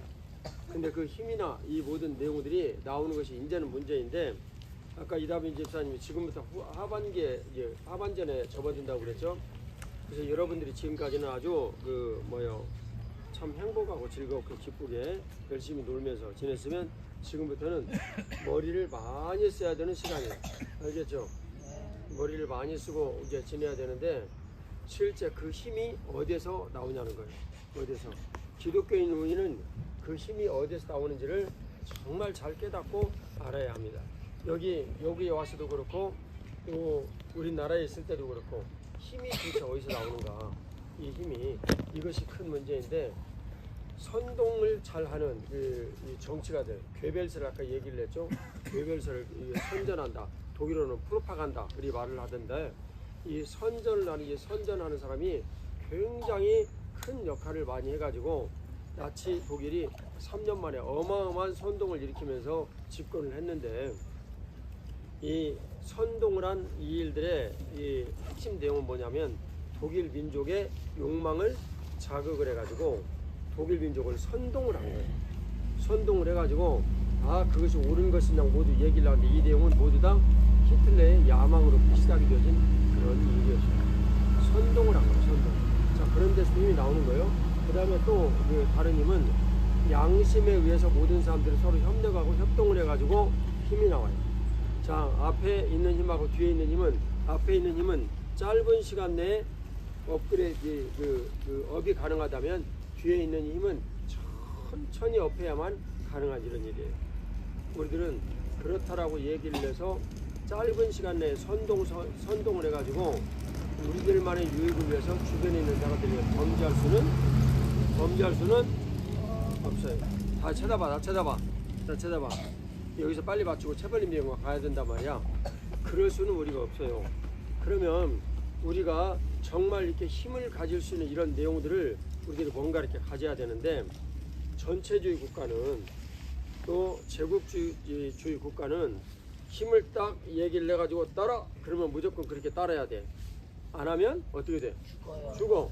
그러니까 그렇게 따라. 옛날에 제국주의가 그런 식으로 움직였고 전체주의가 그런 식으로 움직였어요. 그런데 우리는 자유민주주의를 구가하는 사람이에요. 자유는 근본이 누구로부터 시작한다고 그랬어요? 예수님. 하나님으로부터. 근데 하나님 아버지께서 우리들에게 그 자유의 분명한 실제로 주신 분이 누구셔? 예수님이셔. 그럼 우리가 그 자유의 실제를 하나님이 만드신 이 세상의 법리 가운데서 이루어내려면 자유의 실제이신 예수님께서 머리가 되시고 우리가 그분의 몸대로 따라서 움직이는 교회의 영향력이 세상에 분명해져야 한다. 그래야만 그 하나님 아버지의 분명한 뜻이 우리들 가운데 나타날 수 있다라는 것이 우리의 견해여야 돼요. 알겠죠? 그 일들을 위해서 여러분들은 지도자로 준비가 돼야 되고, 그런 지도자가 활동을 하는 나라가 하나님 앞에 복되고, 그리고 도덕적 양심이 건전하고, 그리고 법치가 분명히 이루어지고, 법의 통치가 아니라, 히틀러는 법의 통치를 냈단 말이에요. 법 가지고 자기가 통치를 했어요. 근데 법 그 자체가 이 나라를 통치를 해야 돼요. 그래서 모든 사람들이 다 법의 인식을 갖고 그 법을 스스로 지키고 그 법으로부터 누리는 것을 누리는 그런 나라가 돼야 된다. 그 말이 이해가 가시죠? 네. 그것을 해야 되는데, 자, 그러면 그 일의 가장 핵심의 내용은 어떤 것이냐면 결국은 자유의 문제예요. 자유가 우리들에게 분명 어떤 사고에 열심을 주고 내가 뭔가를 하고자 하는 의욕도 주고, 그래가지고 자본도 점점 쌓이고 생산활동도 열심히 하고, 그런 의지를 우리들에게 가져다 줘요. 자유가 그래서 굉장히 소중한 가치예요. 자유는 예전에 남주택 집사님 강의를 할 때 얘기처럼 존 스튜어트 밀이 자유론이라는 이런 저술을 했어요. 그 책을 제가 보면서 줄치면서 그 내용을 좀 잘 봤어. 내용은 이런 거예요. 다른 사람들에게 폐해를 미치지 않는 한은 당신은 무엇인지 할 수 있다. 이윤 추구에 대한 일들도 할 수가 있고, 아담 스미스의 국부론의 핵심 내용이에요. 그걸 모두 다 할 수가 있다. 이렇게 말을 했다. 그 말이에요. 그러니까 자유가 있는 것과 없는 것의 차이는 하늘과 땅 차이예요. 어떤 거냐면 목사님이 얘기를 했죠. 미국 갔다 돌아오는데 밤중에 보니까 한쪽은 시커멓고 한쪽은 불야성이고, 어디였어? 북한하고 한국이요. 북한하고 한국. 오직 뭐 하나 차이 때문에 그런 문제가 생겼어요? 자유라는 일 하나 때문에. 근데 오늘 이다빈 집사님 여기서 강의한 내용이 하면 그 자유가, 개인의 자유가 속박이 되어져서 문제를 일으킬 수 있는 이런 것은 딱 몇 년 걸려? 3년 걸려. 우리나라도 그럴 수 있어요. 우리나라도. 도덕적 양심이 결여된 사람이 통치자로 나설 경우 그 사람의 능력이 아무리 뛰어나고 얘기를 한다 하더라도 문제가 된다. 그 말이에요. 예를 들면 여러분이 알고 있는 우리나라 야당의 당수 이재명은 그 사람 때문에 자살한 사람이 4명이요. 근데 그 자살한 이 문제를 가지고 검찰이 겁박을 해가지고 자살했다. 이런 식으로 말을 해요. 그러니까 도덕적 양심이라는 것이 도저히 보이지 않는 그런 사람인데, 이런 사람이 만일 통치를 할 경우에 정말 3년 내에 이루어진 히틀러의 통치와 같은 그런 일들이 생기지 않을 수 있다. 아무도 예측을 못하는 거예요. 그래서 반대를 하는 거예요. 그래서 예를 들면 그 데모스테네스나 이런 사람들이 활약을 했던 그리스의 가편 투표 제도는 뭘 뜻했냐면 거기에서 독재자가 될 가능성이 있다. 뭐요 그 엄태우 이분은 독재자가 될 가능성이 있어. 그럼 미리 투표를 해가지고 10년 동안 추방을 해버려. 이해가 되죠? 그 다음에 보니까 시간이 지나서 권현철 저 양반도 위험한데 그래가 투표를 해가지고 10년 동안 추방을 해버려. 활동을 못하게. 이 독재자라는 것은 그런 무서운 속성을 띠고 있는 거예요. 그러면 통치를 하는데 자유에는 분명한 책임이 따른다. 자유에는 뭐가 따른다고요? 책임이 따른다. 그 자유에는 분명한 그 책임이 따르거든요. 왜냐하면 자유에는 뭐가 있기 때문에 그에 대한 대가가 주어지기 때문에 자유에는 분명한 책임이 따라요. 그래서 이 자유를 우리가 국가를 하면 쓸 수 있는 자유민주주의가 우리들에게 국가가 되어지려면 그 통치자에게 뭐가 있어야 한다. 뭐가 있어야 된다. 자유, 양심. 네. 무슨 양심? 도덕적 양심이 있어야 됩니다. 도덕적 양심. 그래서 애덤 스미스가 저 남지택 집사님 강의할 때 얘기를 했죠. 먼저 쓴 것이 도덕적 양심론 뭐라고? 도덕 감정론입니다. 도덕 감정론을 먼저 저술했다고 그랬죠. 그런 바탕하에서 국부론이라는 책을 썼어요. 그런 책. 이게 저 애덤 스미스의 책하고 여러분들이 훗날 크면 꼭 읽어야 될 책이 어떤 책이냐면 마키아벨리의 군주론이라는 책이 있어요. 근데 이 마키아벨리도 굉장히 선한 양심을 갖고 사람들이 제대로 잘 되어지기를 원하며 그 군주론을 썼어요. 거기에는 사람들이 군주로서 이렇게 역할을 하게 되는 그 내용이 어떤 것이냐라는 내용이 거기 잘 나와 있어요. 잘 나와 있어요. 그런 걸 여러분들이 크면은 다 공부하고 깨닫고 알아야 돼요. 그래서 도덕적 양심이 분명한 사람이 군주가 되어가지도록 이 나라를 통치하도록 우리들은 다소 그 사람 능력이 좀 부족해도 제 개인적인 견해인데 이재명이 대통령을 하면 국가를 망쳐놓을지언정 통치는 어마어마하게 많이 변화시킬 거예요. 근데 저는 국가를 망칠 가능성이 있다고 생각하는 거죠. 특히 가장 위험한 것은 이 사람이 전체주의적 사고를 가지고 지내면 충분하다. 주변에 있는 사람들 중에서 자기를 추종하고 따르던 사람들을 딱 되니까 딱 무시를 해버리고 끊어버리는 거예요. 내가 그때 누구를 떠올렸냐면 그 마키아벨리의 군주론의 핵심 인물인 체살이라는 사람을 떠올렸어. 이 사람은 체살했다. 체살했다. 자기에게 유익이 안 되니까 딱 잘라버리고 나 몰라 그래가지고 사살해가지고 죽어버렸어. 4명이. 그 사람을 죽으라고 협조했던 사람들인데 야, 진대가 그 중에 1명 정도 생각나냐? 나는 4명이라는 숫자만 생각나고. 실제 죽은 사람 이름이? 네, 4명. 자살한 사람들. 이름은 생각이 나지 저 않습니다. 건물 앞에 계단 내려오다가 쓰러져가지고 죽어버렸어. 5명이랍니다. 5명. 유한기, 김문기, 이병철, 법인카드 참고인, 변영수. 이런 사람들은 전부 다 이재명 옆에 샀던 사람인데 그런 너무나도 명명백백한 이 범죄를 자기가 안 했다고 얘기합니다. 그러니까 이것은 도덕이 완전히 치가 말라버린 사람이에요. 이런 사람이 대통령이 되어진다는 것은 우리들에게는 너무너무 끔찍하고 무서운 일이에요. 우리들은 이 현장에서 그 일을 봐야 되는 거예요. 현장에서. 왜 도대체 양심 있는 사람들이 이재명에 대해서 반대를 하는가. 국가를 아무리 통치를 잘하고 돈을 많이 벌게 해주고 아니라니까. 그것이 중요한 것이 아니라니까. 뭐가 중요한 거예요?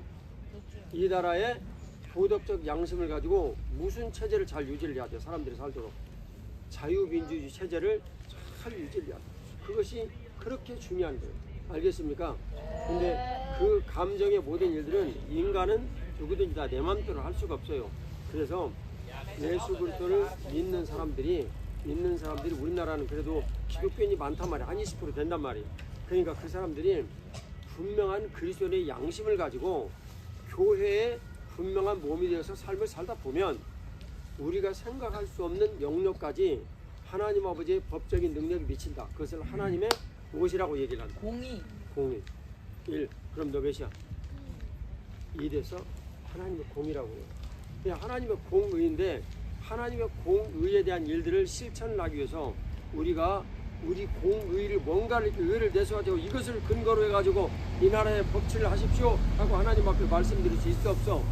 없어. 우리는 근본 하나님을 떠난 죄인이야. 그래서 그 공의를 이루시는 것은 우리가 예수 그리스도를 얼마나 모시고 그분의 이 뜻대로 살아가는가. 정확하게 얘기하면 예수님의 뜻대로 살아간다. 그것을 현실적인 분명한 내용으로 얘기를 한다면 미래교회 가니까 이 faith is substance 이렇게 썼더라고. 이 faith is real이나 똑같은 말인데 실제 상태 그런 말이야. 근데 그것은 뭘까? 그것은 뭘까? 하나님의 뜻대로 내가 살아가는 것은 예수님의 분명히 그분이 원하시는 이런 뜻을 내 삶에서 이루어가지고 살아가야 되는 건데, 그렇게 살아가는 것 자체가 조국을 빛나게 하고, 살아가는 것 자체가 도덕적 양심으로 그 땅에 영향력이 가게 하고, 살아가는 것 자체가 그 땅을 부유하게 만들고, 그게 뭘까? 그게 뭘까? 그게 뭘까? 여러분들이 맨날 접하고 지내는 내용이야. 자유? 교회. 교회는 교회지. 근데 그것이 뭘까? 이게 방법을 얘기를 해야지. 교회 몸이 되어 살아가는 거. 너 뒤에서 가르쳐줬지? 네. 그건 안 돼. 근데 교회의 몸이 되어가지고 우리가 살아가는 거예요. 우리는 이 가치를 너무너무 폄하하고 약하게 만들어서 너무너무 참 서글프고 힘들고 어려운 일이 되어버리고 말았어. 자, 비근한 사례로 그럴 수밖에 없다라는 것을 여러분들이 인정을 하게 해줄게. 내가 한 가지 사례로, 일본은 우리보다도 훨씬 전에, 국교로 치면 500년 전에 예수님을 소개를 받았어. 신교로 치면 150년, 약 지금으로 돈 160년 전에 예수님을 소개를 받았어. 그리고 진짜 믿는 신자들도 거기 있었고, 목숨 걸고 죽은 사람들이 30만이야. 우리나라는 얼마 안 돼, 거기에 비하면. 근데 30만 명이 예수님을 믿는다는 이유로 의연하게 다 죽었어. 그 순교의 뿌리가 엄연하게 남아있어. 근데 그것이 역사상 남아있는 이 문제가 없어질까, 여전히 남아있을까? 남아있어요. 남아있어. 반드시 꽃을 키워요. 피우게 되어 있어. 나는 그 사실을 믿어. 그래서 일본이 부흥이 되어지면 적어도 50% 이상이 예수님 믿는다는 건 확신나는 거야. 일본 선교를 연구를 해보면서. 이해가 되죠? 네. 그런데 일본에서 그런 엄청난 일을 했음에도 불구하고 한국에서는 교회가 부흥을 해서 이 교회에 충성스러운 사람들이 교회가 되어가지고 열심히 살다 보니까 국가가 발전을 하고, 또 경제적으로 엄청난 성장을 하고, 또 정치적으로도 이렇게 성숙을 해가지고 자유민주주의를 구가하고, 여러 이런 일들이 전부 다 일어났는데 일본은 안 그랬단 말이에요. 일본이 안 그랬어요. 일본은 뭐가 안 됐기 때문에. 뭐가 안 됐기 때문에. 신자들이 뭐가 안 됐기 때문에. 교회 몸이 되는 사람. 예, 교회가 몸이 되어 사는 일을 안 했기 때문에. 그런 문제들이 있어서 이렇게 된 거예요. 그래서 자, 그런 일들이, 이런 엄청난 일들의 차이를 결정을 한 걸 보면 우리는 뭐 하는 일들에 목숨을 걸어야 되겠어요. 교회 몸이 되는 사람. 교회 몸이 되어 살아가는 일들에 목숨을 걸어야 돼. 그것이 저와 여러분들의 주어진 데스티니, It's our destiny. 우리의 운명적인 일이에요. 이 일을 만일 안 하게 되면 역시 일본 같은 일이 생기고, 그리고 그 선전선동, 이 프로파간다에 모두 다 속아가지고 가는 거예요. 왜 그 독일인들이 그랬겠어요? 독일인들이 그 당시에 교회가 적었겠어요? 여기 가봐요. 시내에 어마어마한 교회들이 있어요. 어마어마한 교회들이. 여러분들이 이제 베를린이나 도베 갈 텐데 그렇게 어마어마한 교회를 지어놓고 예배드리고 하던 사람들이 그렇게 돼버렸어. 그렇게 돼버렸어요. 그 왜 그렇겠어요? 교회 몸이 되어 살아가자. 교회 몸이 돼서 리얼리티가 없기 때문에 그렇게 된 거예요. 그러니까 겉모양을 흐르면서 실제 나 예수님 믿는다라고 말은 하는데, 예수님 믿는다라고 말은 하는데 그 예수님 믿는 일들이 실제 내 삶에서 체화가 되어져서 나타나지 않냐고, 논리상으로 믿고 이론적으로 믿고 그냥 뭐 일주일에 한 번씩 가서 예배 드리고 땡, 그 다음에 아이고 예배 드리기 가기 싫어, 집에서 뭐 보고 핸드폰 보고 예배 드리고, 나는 그런 사람들 우리 교회 교인이라고 여기지 않아요. 여러분들 분명히 아시라고. 우리 교회 좋은 나무 교회 담임 목사인 나는 정말 어쩔 수 없이 부모님을 뵈러 갔다가 시골에서 본다. 나 그건 인정해. 그 다음에 젊은 사람들 나는 여행을 자주 시켜야 되기 때문에 유럽에 여행을 가면서 하는 거 이렇게 보는 거 인정해. 왜냐하면 내가 그렇게 허락을 해줬어. 교회에서. 뭐 제가 허락했다는 건 우리 당에서 허락을 한 거예요. 그거 인정해. 하지만 습관적으로 늦어가지고 못 오고 잠자느라고 못 오고 귀찮아가지고 못 오고 나는 그런 사람 우리 교인이라고 간주하는 거예요. 알겠습니까? 네. 여러분도 커가지고 명백하게 결심하고 사시라고. 결심하고 사시라고. 내가 물어볼게. 장로님, 일단 우리 교인이 되려면 뭘 첫 번째 잘해야 됩니까? 예배를 잘 드려야 됩니다. 예배를 잘 드려야 돼요. 예배를. 근데 예배를 집에 앉아가지고 퍼즐로 앉아서 예배 드린다고 하고 예배를 잘 드릴 수가 있어요? 내 옆에 예배를 드리는 교회가 안 되는데? 우린 여기 모두 예수님 믿는 사람들이 모이기 때문에 여기가 교회야. 새벽에도 예배를 드리면서 모이면 거기가 바로 뭐가 되는 거예요? 교회가 되는 거예요. 심야 예배 때 모여가지고 교회가 되는 거예요. 근데 막연하게 내가 교회에 등록을 해놓고 나는 교회가 되었다라고 얘기를 해. 천하의 사람들 다 속여도 예수님은 못 속여. 모여야 교회인 거예요. 교회야. 근데 그 교회가 자주 되어지도록 우리들은 교회 내부에서 자꾸 모여가지고 지내고 예배드리고 그 교회의 성립이 우리 안에 분명해야 교회가 하나님 앞에 복되고 그리고 그리스도의 그 자유의 일들이 우리들 안에 분명히 여겨져서 우리가 정말 자유의 복되고 놀라운 일들을 정말 의욕을 갖고 사회 나가서 열심히 실천하고 중요한 것은 그것이 아니라 그것도 중요하지만 진짜 중요한 것은 뭐냐면 하나님 앞에 법적 공의를 우리들이 드리는 거예요. 이게 교회의 가장 큰 소임입니다.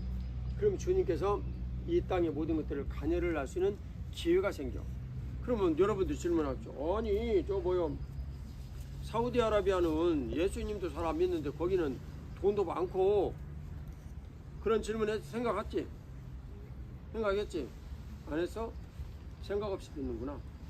예. 당연히 그런 생각이 들겠지. 그런데 그 모든 것들도 하나님의 거룩하신 통치 가운데 일어나는 일이고 그리고 그 사람들이 살아가는 삶의 모든 여러 가지 이런 일들은 경제적으로 부유하다 이 얘기를 하는데 석유를 팔아가지고 근데 그 경제적인 부유가 그 사람들에게는 재앙이나 저주가 될 수 있고 어떤 일이 앞으로 생길지를 몰라요. 아무리 가난해도 예수님을 믿으면 안전하고 예? 아무리 부자해도 예수님 믿지 못하면 안전하지 못해요. 나중에 이 문제에 대해서는 내가 이렇게밖에 얘기를 여기서는 시간이 짧아서 못하는데 이 문제는 나한테 물어봐. 내가 열심히 설명해 줄게. 그 대신 한 3시간 고통을 당할 걸 생각하고 예, 오셔서 물어보면 됩니다. 자 이제 충분히 이해가죠? 예. 자 모두 이제 일어나서 채펄린 그 비행장으로 그 이다빈 집사님 따라가고 이동하여 여기 있으니까 쓰레기통에다 현장에서 이끌려고 어떻게 집회를 했는지 알겠지? 굉장히 길지? 그러니까 저기 어디 넘어까지 있었던 거야. 그리고 이제 나치 집회였어. 이 사람 누구게? 히틀러. 자, 이 사람 이쪽으로 와봐. 저기 빨간색으로 쳐져 있는 아마 이제 저기라고 생각이 되는데 하겐크로이츠. 하켄크로츠. 이 하켄크로츠가 뭐냐면 여기 이거 뺑뺑 돌아가게 생긴 이거 불교는 요거 반대로 표현이고 나치는 불교 반대로 표현이 돼 있어. 그러니까 여기 나치는 이렇게 돼 있지. 그럼 불교는 요렇게 돼 있어. 하켄크로츠 이게 나치의 상징이고 전체주의가 얼마나 무서운 거라는 걸 나타내는 상징인데 이 안에 한번 봐봐봐. 이 안에 이제 이 내용은 뭐냐면 이게 페르가몬 신전의 전면 내용이야. 페르가몬이 성경에 어떤 이름인지 아는 사람? 사탄의 회가 있는 도시라. 거기 어디야? 요한계시록에. 자, 야, 7가지 얘기했더니 자, 에베소, 서머나, 사대, 조용히 해봐. 버가모, 그 다음에 두아디라, 사대, 빌라델비아, 라우디게아. 이 중에 뭐 어떤 라우디게아 라고 할 뻔. 페르가몬이야 비싼 거. 페르가몬. 버가모 0.5. 왜냐면 처음부터 맞췄더라면 1인데. 잘 기억해. 나 0.5라고 얘기했다고 저 속이려고 하지 마. 왜냐면 여기 나이가 머리가 좋은 이다빈 집사님이 있으니 여러분 속이려고 안 속아. 자, 페르가몬 신전이야 이게. 잘 봐. 여기. 페르가몬 신전. 근데 이 페르가몬 신전을 30배 확대를 해가지고 여기 나치의 이 뉘른베르크 이 광장을 만들었어. 이해가 가지? 그러니까 여기서 히틀러가 딱 이렇게 외친다. 그러면 페르가몬 신전은 사단의 회가 있는 곳이라 그랬거든. 그러니까 히틀러가 여기 와가지고 진짜 그런 역할을 한 거야. 그래서 성경에서 보면은 육지에서 나온 짐승이라는 표현이 있어요. 히틀러 같은 그런 사람들 얘기를 하는 거야. 이해가 가지? 어쩜 그렇게 똑같이 사단의 회를 따라가지고 하냐? 왜 도대체 이런 일들이 여기서 일어나는가 이제 이해가 가? 네. 우리가 베를린에 가면 거기 페르가몬 신전 박물관에 갈까요? 페르가몬 박물관에. 이거 하나 때문에 가는 거야. 이거 하나 때문에. 자, 오늘 아까 저기서 올 때 자유라는 가치가 얼마나 우리들에게 소중한 걸 아는 걸 알았지? 네. 자유라는 가치가 세상에 펼쳐지는 것은 어떻게 펼쳐진다? 1점짜리. 힘으로 자유롭게. 자유롭게, 급격하게, 힘으로. 급격하게 펼치는 것은 내가 제국주의. 제국주의로 얘기를 했지. 전쟁. 어떻게 펼쳐지냐면 하나님의 공의. 자유라는 것은 하나님 아버지께서 그 자유를 우리에게 주셨는데 그 하나님 아버지의 자유로 오신 분이 누구야? 예수님. 그래서 그 예수님과 같이 우리가 사는 것이 자유를 이 땅에 퍼뜨리는 유일한 방법이야. 이해가 가지? 근데 우리가 세상 속에 가가지고 뭔가 삶을 살고 하는 이런 것들도 중요하지만 하나님의 법적인 통치를 우리가 알지 못하는 곳에서 인비시블 핸들을 하는 이런 거란 말이야. 보이지 않는 통치를. 네. 그거 우리가 어떻게 할 때 그런 일을 행할 수 있도록 하나님 법적 공을 이루어드리는 거야. 뭐 한 교회 몸이 되어서 살아갈 때. 그렇지. 그게 우리가 산재물로 너희 삶을 하나님 앞에 드리라. 그런 내용이야. 또 그게 로마서 12장 1절이라면 고린도전서 6장 19절은 너희 몸은 하나님 아버지께 산 것이니 너희가 하나님의 영광을 위하여 살아라. 그 내용이에요. 그 내용이에요. 이해가 갑니까? 예. 그래서 내가 교회 몸이 돼가지고 사는 것은 야 목사님 땀이 흘리거든. 예, 방정스럽게 이렇게 하지 말고 좀 집중해서 들어라. 뜨거워가지고 어떻게 할 줄을 모르네. 내가 사실은 너희들 좀 뜨거운 거 알고 있었거든. 나 훈련시키는 중이거든. 덥다. 뜨거운 중인데 참고 얼마나 지내는가. 배선우 같이 이렇게 아멘하고 지내는 사람이 있으면 아멘. 조금 설명하고 간단 말이야. 근데 너희들이 목사님이 약간 그 일본말로 곤조 그런 것이 있다는 거 알고 있냐? 뜨거워가지고 계속 그러고 있다. 그럼 계속 해버려 나는 여기서. 아멘. 알았지? 아멘. 그리고 이하지 머리 쏟아지지 말고 땀띠 잘 있어. 네. 땀이 흘릴 때 흐르는 땀을 한번 느껴봐.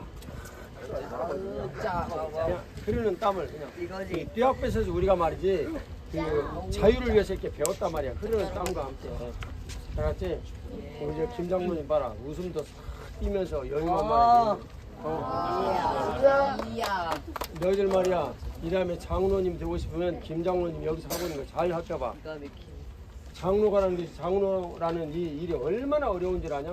김 장로님도 회사의 사장이고 집안의 그 저기 대장이고 근데 자기 마음대로 하고 싶은 생각 있어 없어? 얘기해봐. 있어요. 있어.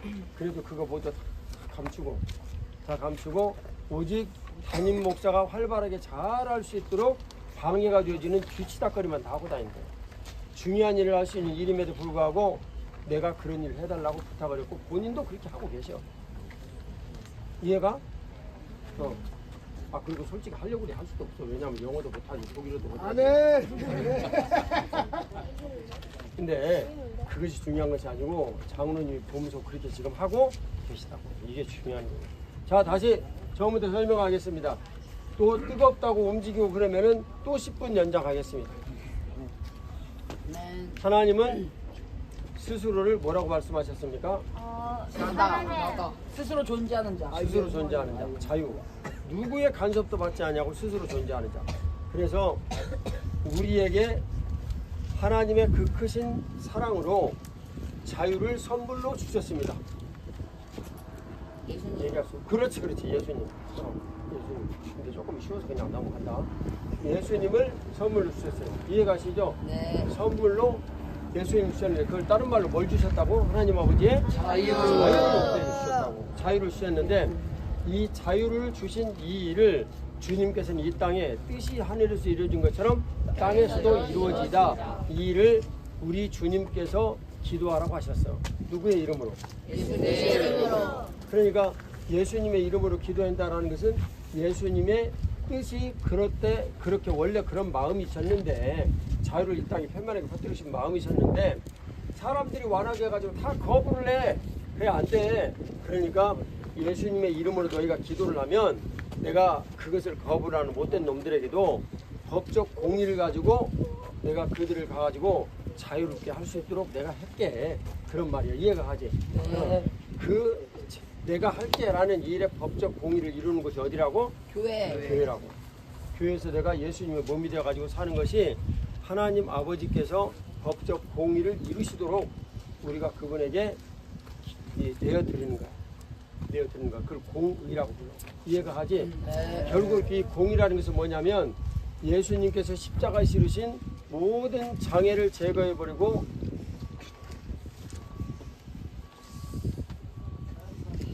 5분 연장. 정신 잘 차리고 들어. 흘리는 땀을 즐겨. 할렐루야. 그래서 그 자유라는 이름으로 예수님 오셨는데 예수님께서 여기에서 행하시고자 하신 일들을 사람들이 보다 싫어하고 거부하고 급기야는 예수님 어떻게 해버렸어? 죽여버렸어요. 십자가 달려 죽게 했단 말이야. 죽게 해서. 그래서 하나님의 그 공의를 우리 안에 이루실 수 있도록 죄를 모두 없애버리시고 모두 이루셔서. 자, 제가 질문할게요. 예수님께서 이 땅에 오셨는데 모든 사람들이 할렐루야 예수 그리스도 나는 무조건 따라갑니다. 온 세상의 사람들이 다 했어. 그럼 예수님 십자가 져도 돼? 안 돼? 앉아도 돼. 앉아도 돼. 아무 문제 없어. 그런데 다 거부를 해가지고 죽었어. 예수님께서 죽으셨어. 그래서 모든 사람들이 매임에 이 되어져 있는 죄로부터 매여가지고 지옥에 가는 이 매임을 예수님께서 십자가에서 대신하여 벌을 받으시고 모두 없애버리셨어. 이해가 되지? 이걸 뭐라고 부르냐면 해방, 프리덤, 해방이라고 부른다고. 그 해방의 이 법적 공의가 저분 들으시게 이쪽으로 와.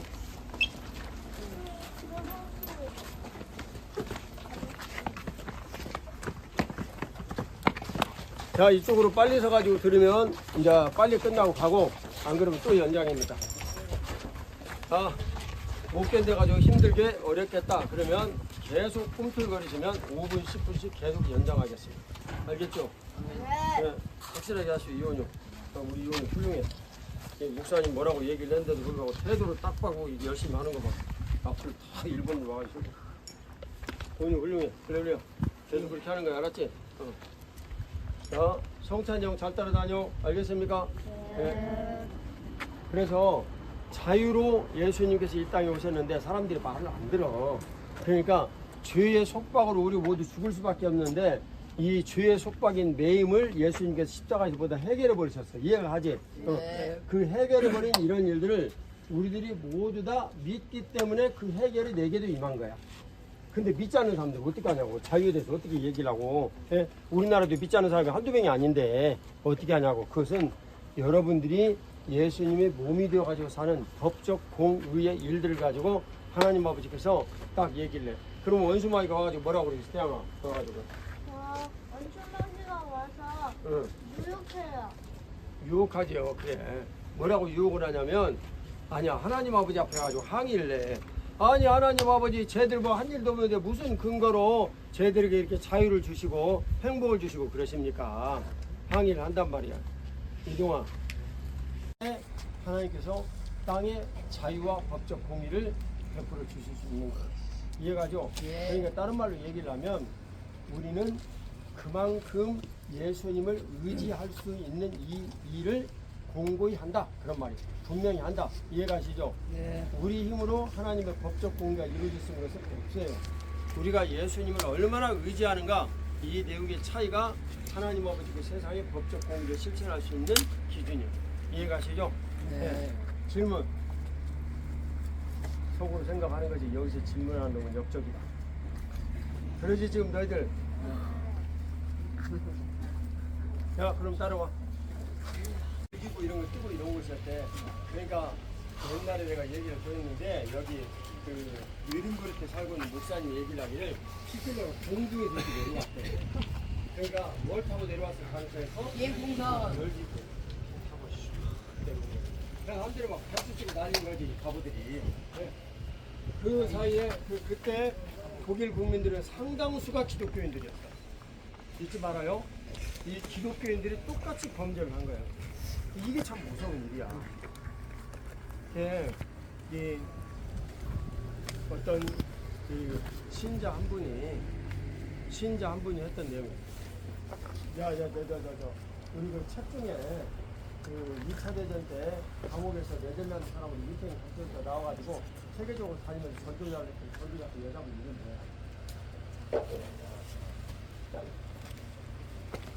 다만 머리가 나쁜 게 아니구나. 자, 이제 봐봐. 이분이 아주 훌륭한 분이야. 근데 이분이 유대인들을 감춰줬어요. 네덜란드 사람인데, 근데 감춰줬다는 제목으로 잡혀가지고 수용소에 갔단 말이야.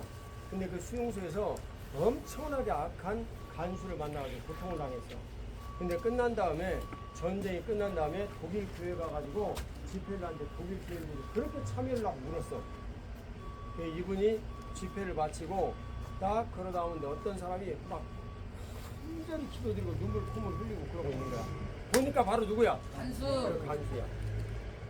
그때 이분이 그 표현을 했어. 그 여자분이 피가 거꾸로 솟는 것 같았다. 왜냐면 그 언니가 죽었거든. 그 현장에서. 피가 거꾸로 솟는 것 같았다. 그리고 그분을 용서를. 생각 잘해야 되는 건. 자, 그러면 저기는 누가 선 성부지야? 이틀러 서서 연설하고 있어. 이렇게 하고,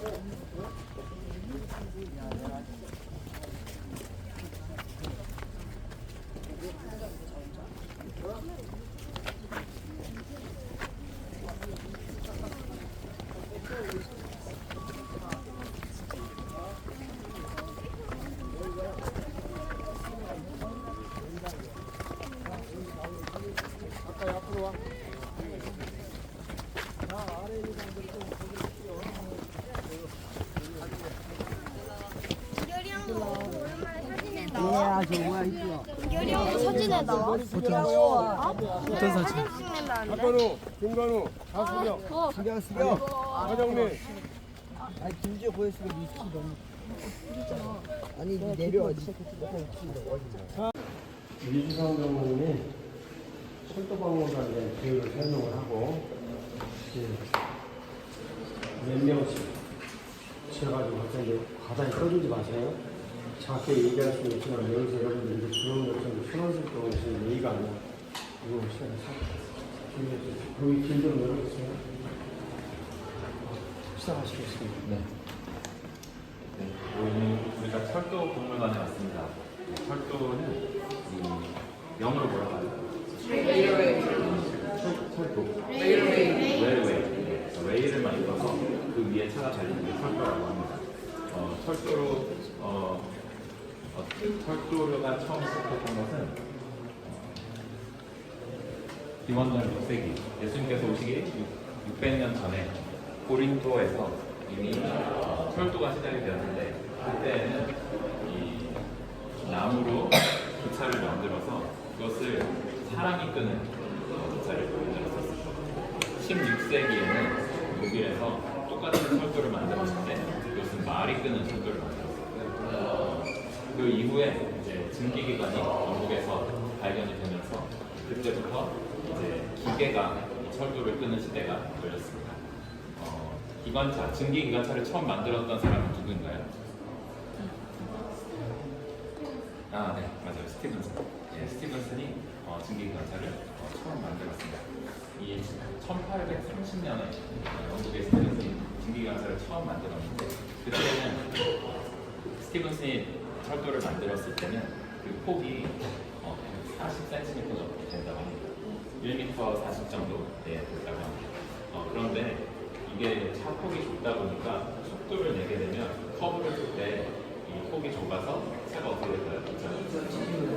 서로를 이탈하는 사고가 굉장히 많이 발생한다고 합니다.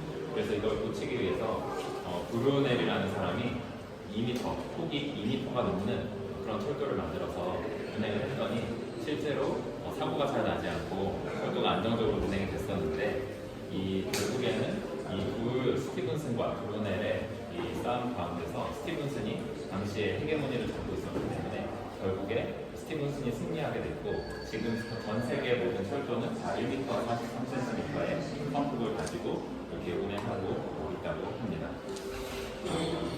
네, 우리는 오늘 이제 뉘른베르크에 왔습니다. 그래서 이 뉘른베르크는 영국에서 개발된 이 스티븐슨이 개발한 증기기관차의 기술이 독일로 처음 들어온 곳입니다. 그래서 이곳에서 독일 최초의 증기기관차가 만들어졌습니다. 여러분들 조금 이따가 보면은 영국에서 당시에 1835년에 이 영국으로부터 독일로 들어온 그 석탄차를 볼 수 있을 겁니다. 그리고 독일에서 자체적으로 개발한 증기기관차도 여기 실제로 전시가 되어 있습니다. 그래서 이런 차들을 보실 수 있고요. 왜 그러면 이 니른베르크에 독일 사람들은 철도 박물관을 만들었느냐? 예, 이곳은 역사적으로 독일에서 중심적인 역할을 했던 곳입니다.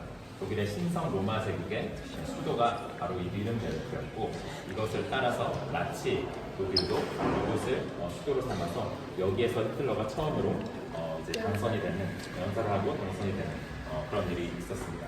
그래서 이곳은 지리적으로도 바이에른 지방에서 서쪽에 위치하기 때문에 독일 전체를 놓고 봤을 때 굉장히 중심적인 지역에 있어서 이곳을 중심으로 해서 모든 철도가 이렇게 설치가 되고 이곳을 중심으로 해서 모든 물류가 운행되는 그것이 편리하기 때문에 이곳을 중심지로 삼았었습니다. 그래서 독일은 1870년부터 이제 철도를 만들기 시작해서 1923년까지 그 원래 철도의 2배로 연장을 하게 되었습니다. 그래서 철도는 굉장히 역사적으로도 중요한 역할을 하는데요. 왜냐하면 당시에 이 철도를 까는 기술이 정말 핵심적인 기술이었기 때문입니다. 철도를 기차를 만들게 되면 무엇을 할 수 있을까요? 대량은 네, 문자를 실어 나를 수 있고 또 사람도 실어 나를 수 있죠. 이것을 굉장히 빠르게 실어 나를 수 있습니다. 당시의 기술로는 가장 빠른 기술이었습니다. 그래서 오늘날 중국과 미국이 반도체 기술을 가지고 서로 헤게모니 전쟁을 벌이듯이 당시에는 이 철도 기술을 가지고 영국과 독일이 서로 헤게모니 전쟁을 벌이고 있었습니다. 그래서 독일은 3B라고 해서 베를린,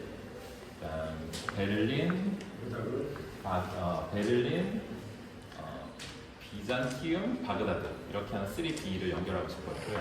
영국은 케이프타운, 카이로, 캘커타 이렇게 세 개의 C를 연결하고자 했습니다. 그래서 이런 헤게모니 전쟁 가운데 벌어진 것이 바로 세계 1차 대전이었습니다. 그래서 영국의 헤게모니와 독일의 헤게모니의 싸움에서 결국에는 이것을 전쟁으로 해결하게 된 것이죠. 이만큼 이 철도 기술은 당시에는 굉장히 핵심적인 기술이었고 이것을 확보하는 국가가 성공하고 이렇게 번영할 수 있었던 그런 핵심적인 기술입니다. 이어서 이제 독일은 그 이후에도 계속해서 이 철도 기술을 개발해서 1933년에는 이 나르는 햄버거라는 이 기차를 개발했습니다. 이것은 시속 160km까지 달릴 수 있는 그런 기차인데 오늘 이 철도 박물관에서 실제로 볼 수 있습니다. 예, 그래서 이렇게 계속 이제 나치 독일에서도 이 철도가 큰 역할을 했고 이후에 이제 해방 이후에는 이제 동서로 독일이 분열이 됐었죠. 그래서 서독의 철도와 동독의 철도가 서로 독립적으로 운영이 되다가 독일이 통일된 이후에는 이제 이것이 하나로 모여져서 독일의 철도 회사가 생겼는데 그것이 바로 이제 오늘 이 뮤지엄의 이름이 DB 뮤지엄이죠. 이게 도이치 반 뮤지엄, 독일 철도 뮤지엄입니다. 네. 그리고 1989년에는 독일이 고속철도를 개발했죠. 이것이 아체에라고 부르는데 ICE라는 고속철도를 개발했습니다. 그리고 이제 현대에 와서는 이제 이 철도가 비행기나 자동차에 비해서 굉장히 사용하는 비율이 낮아졌습니다. 그래서 지금 이제 비행기나 자동차를 타는 사람들보다 철도의 이용객이 굉장히 적죠. 그렇지만 앞으로는 이제 환경에 대한 인식이 점차 높아지면서 이 철도에 관심이 많아지고 있습니다. 이 철도를 사용하면 1인당 탄소 배출량이 자동차나 비행기에 비해서 10분의 1 정도로 줄어든다고 합니다. 그래서 이런 인식 가운데 이제 친환경 열차에 대한 관심이 많아지고 있고 이 중에서도 핵심적인 기술이 하이퍼루프라는 기술이 있습니다. 이 하이퍼루프라는 기술은 기존의 이제 자기부상 열차와 같이 이 기차를 띄운 다음에 진공을 이용하여서 이 철로를 이렇게 튜브처럼 만들어 놓고 한쪽을 진공으로 만들면 이 공기압에 의해서 이 튜브와 같은 기차가 튜브 속에 있는 캡슐 모양으로 생긴 기차가 빠르게 운행을 하는 그런 기술입니다. 이 하이퍼루프 기술을 사용하면 시속 1000km까지 기차가 달릴 수 있다고 합니다. 여러분 아델보덴에서 어제 잉골슈타트까지 이동하는데 몇 시간 걸렸어요? 네, 하루 종일 걸렸죠? 이와 같은 거리를 이 하이퍼루프 기술을 이용하면 30분이면 주파할 수 있습니다. 대단한 기술이죠. 이걸 어디서 연구를 하고 있냐? 사우디아라비아. 일론 일론 머스크가 얘기를 했었죠. 이거 어디서 연구하고 있냐면 미넨 공대에서 연구하고 있습니다.